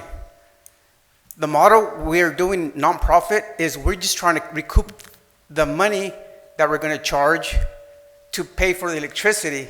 So it's a benefit because when the for-profit model comes in, they're here to make a profit. We can't make a profit because we're a nonprofit model. So we're just trying to recoup the money to pay our IID bill to continue to run these sites. If and when there are profits, we have to, by law, reinvest it, which is how we pay for the maintenance and the possibility of installing more chargers throughout the valley. So instead of Wall Street coming in and kind of gouging us and charging excessive rates, we're trying to help the community because in 12 years, California is no longer going to sell any more vehicles that use fossil fuels. So we're trying to be proactive and trying to get ahead of the game, especially since we're called Lithium Valley. We don't want to be left behind. So, I'm sorry to interrupt, but if you read the contract, it's very clear that in the contract the Comité Cívico has with the connection of electricity is directly to IID. Yes. The city doesn't get involved. The city is only providing the location for the charges to be available for the public benefit. Yes. Meaning, I as an individual, if I have a car that is electrical or is a combination of gas and electric, I can go put my car to charge. The meter will charge me with a credit card. I'll be charged, but that money goes directly between Comité Cívico and IID. It doesn't involve the city. The city is only allocating $38,000 for the generator, the transformer, because we still have issues with the city. So that transformer is going to provide services, increase the capacity at the city level, but also have the capacity to provide enough power because these EV chargers are level 3. Level 3 means you can charge your car in 20 to 25 minutes versus other chargers that you can take hours to charge it. So it's a benefit to the public in a sense because they will be in the public right away. Anybody can go and charge a car, pay over there, and the city is not on the hook for that. Yes, we're not charging rent, but it's also, I see, in my opinion, there is a benefit for the community. There are many people who are having electrical cars. I don't buy electrical cars because I don't have an electrical place to charge it. Only Teslas have a place to charge it at the mall. But other than that, no city has this ability. We're going to be the first city to have EV chargers. The city of El Centro is also in the process of approving the memorandum of understanding. There's a slight difference between the city of El Centro and ourselves because we don't have an insurance. So we try to protect ourselves a little bit more, and we made some tweaks to the contract. But city of El Centro is the next one in the line, and so are the other cities as well. Each one of the chargers are about $87,000 that Comité Cívico already purchased with the funding. So it's not going to be ours, it's going to be theirs. The contract is for 10 years just to allow them to be located in that particular location. Okay, and that does conclude the 3 minutes. Thank you so much for your participation. I do have comments. Comment? There's a motion by Ms. Romo to approve. I'm going to second Mr. You want to go Garcia? first? You want to go first? Okay, thank you. Yeah, a couple of things, a lot of observations here. Hey, thank you both sides. So I don't have an IID report study on this. I don't have that. I don't have the police department or fire department, what impact is going to cost them. Also in the agreement on page 5, 3.7, the host, which is the City of Calexico, is going to be responsible for a lot of things. Among them should maintain the site. And one of the things that really got to my attention is protect from graffiti, any vandalism. Do we get the report from the chief of police? Do we have the capacity to protect that? I don't have a report. Will you talk about this? Did you confer? Did you put your 2 cents worth? Will you consult it? Was the fire department consulted on this? So for those reasons, I'm not inclined to accept it. I understand it's a good model, right? It's renewable energy, UV. I don't have an electric car, aside from Mr. Garcia has an electric car, and I believe his household has 2 electric cars. I don't see a lot of electric cars here. Now, it's a good, noble idea, I get it. Okay, don't get me wrong. But right now, for me, I'm not too convinced that it's a doable based on those observations that I have. We're literally going to be liable for something, to maintain something that perhaps we don't have the funds. I don't know. And then the other thing also is to use ARPA funds. Okay, why don't they subsidize it with somebody else? When you get somebody out in the community who believes in electric cars. Like I said, for those reasons, I'm not inclined to accept that. But I thank you for your proposal. Just for clarification, item in the contract, page 5, 3.6, it says the Comité Cívico is paying for the maintenance. We're not paying for the maintenance. I'm referring to the host. 3.6. We're the host. Yes, no. It Aren't we says the host? CV will be the sole cost and expense, except for the otherwise provided in this agreement, CCV, Comité Cívico del Valle, will, at his sole cost and expense, maintain and operate the EV charging stations. In regards to the graffiti as well, it does say that we shall take reasonable precautions to protect them from graffiti, but shall not in any way be responsible for the removal of graffiti or repair of the EV charging station. So I think that answers the question that you were asking right now. Yes. So I'm referring to 3.7, host obligation. We're the host, right? That's from 3.7. I mean, that's where we are the host. We're the host according to the agreement. Host shall, Calexico, City of Calexico shall, its sole cost of expense, take all necessary actions to maintain this UV. It says right here.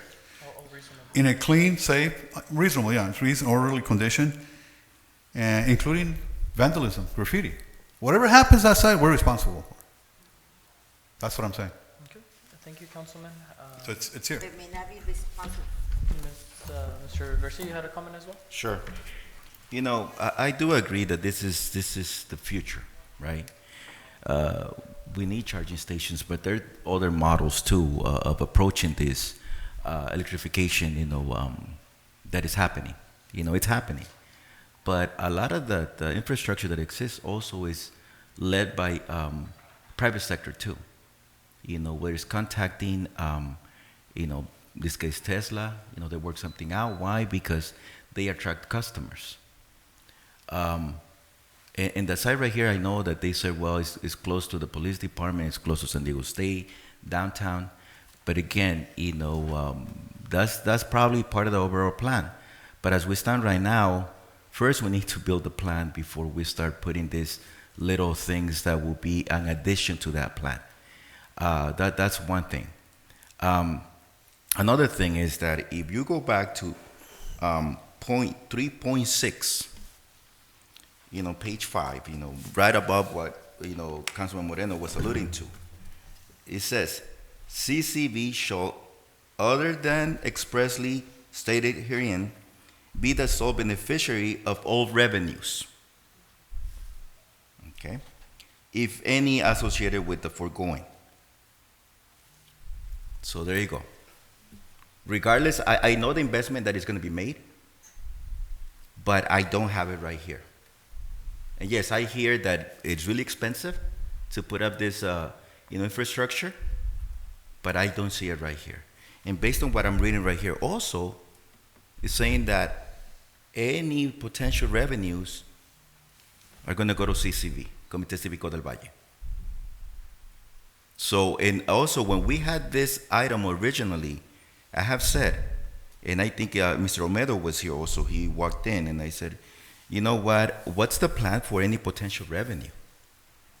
Because if we're talking about equity, and part of, building this infrastructure is, in Mr., I didn't get your name, said about equity, about the environment, the benefits to the environment. That is all true, right? But in order for us to be equitable, this has to be accessible. One of the suggestions that I had, at that time, or during that, item presentation originally, I said, well, if there's any revenue, is the city going to get some of that revenue? Or is that going to be reinvested to maybe lower the rates, of the electricity, kilowatt hours as it stands? Residential is a little bit under, 12 cents a kilowatt hour. Commercial, I think, is a little bit lower than that. So I don't see none of that. And maybe it will take quite a while to recoup the investment, but it is my understanding this is through grants also.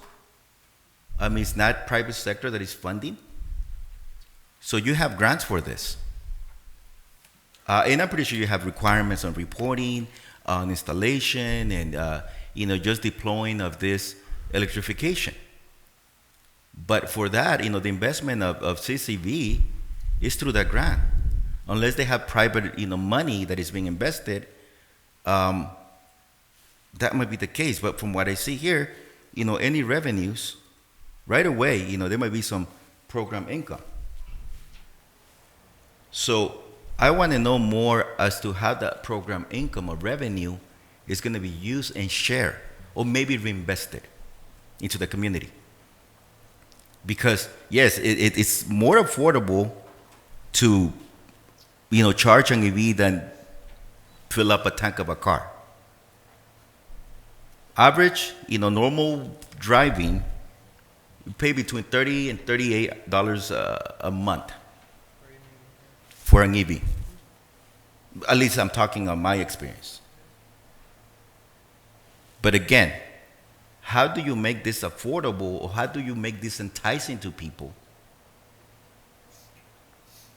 when, we're not investing? What is going to be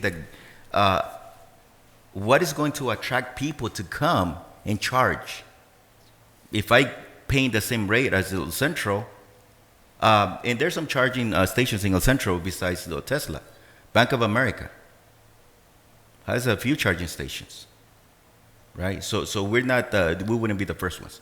I'm pretty sure that's private. That's through Bank of America. But again, because of what I see here, what is on the contract, the absence of figures that, the gentleman mentioned that they're investing, but I think,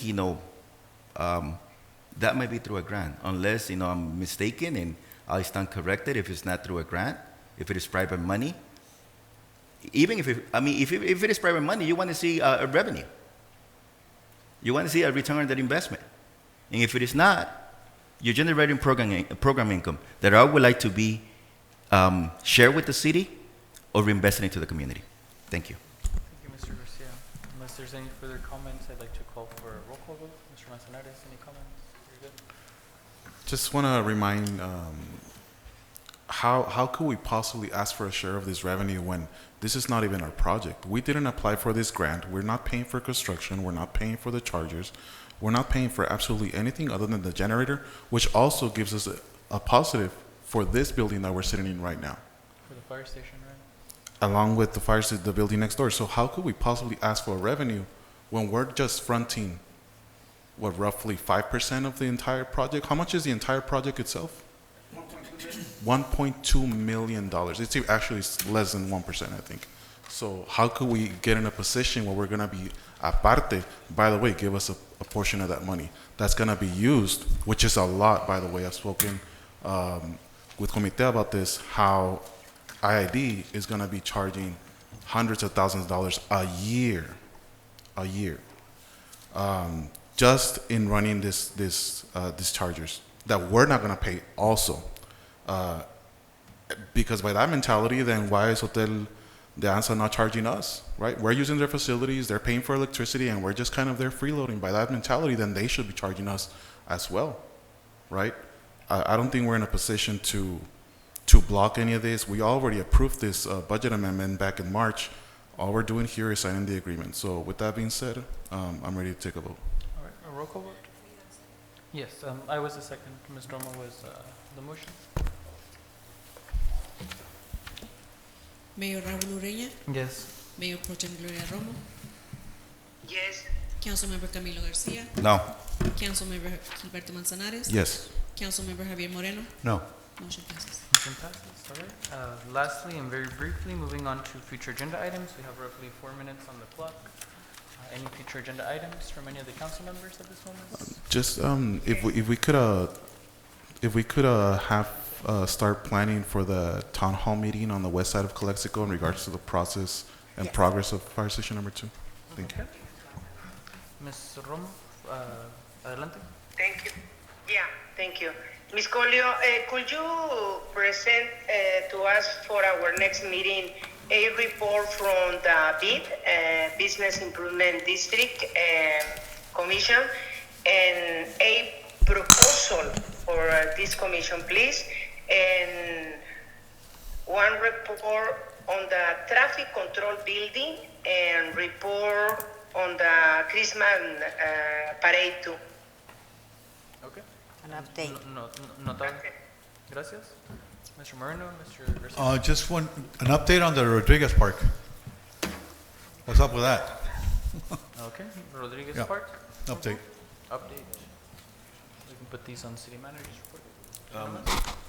A couple of things I just wanted, again, I know there's no second needed, but just to emphasize, the need to have this town hall on the, west side of town. So I want it to happen as soon as possible. That's one. And also I don't know how many times, that I'm going to ask this, and it has been asked. And, Commissioner Ureña also mentioned, I want a meeting with Vincent Memorial to make sure that we discuss the use of the facilities and to make sure that there is a plan where they contribute to the maintenance and upkeep of facilities. And I want this to happen as soon as possible. Councilmember Garcia, would you be willing to be, I need 2 city council members if you want, so would you be willing to be one of them? Yeah. And any other council member that would like to be in this I'll meeting? join him. I'm interested in that. Okay. Yeah, because I was along So, the Rodriguez Park update. We're going to schedule a meeting with both of you, Moreno Yeah. and Garcia. Okay, Beautiful. All right, perfect. that's established. Thank you. All right. That's it. I don't have any future agenda items. If we can have a motion to adjourn. So move. So move by Moreno, second by Garcia. If we can have a roll call vote. Mayor Raul Ureña, Yes. Mayor Pro Tem Gloria Romo, Yes. Councilmember Camilo Garcia. Yes. Councilmember Gilberto Manzanares. Yes. Councilmember Javier Moreno. Yes. Meeting is adjourned at 9:59.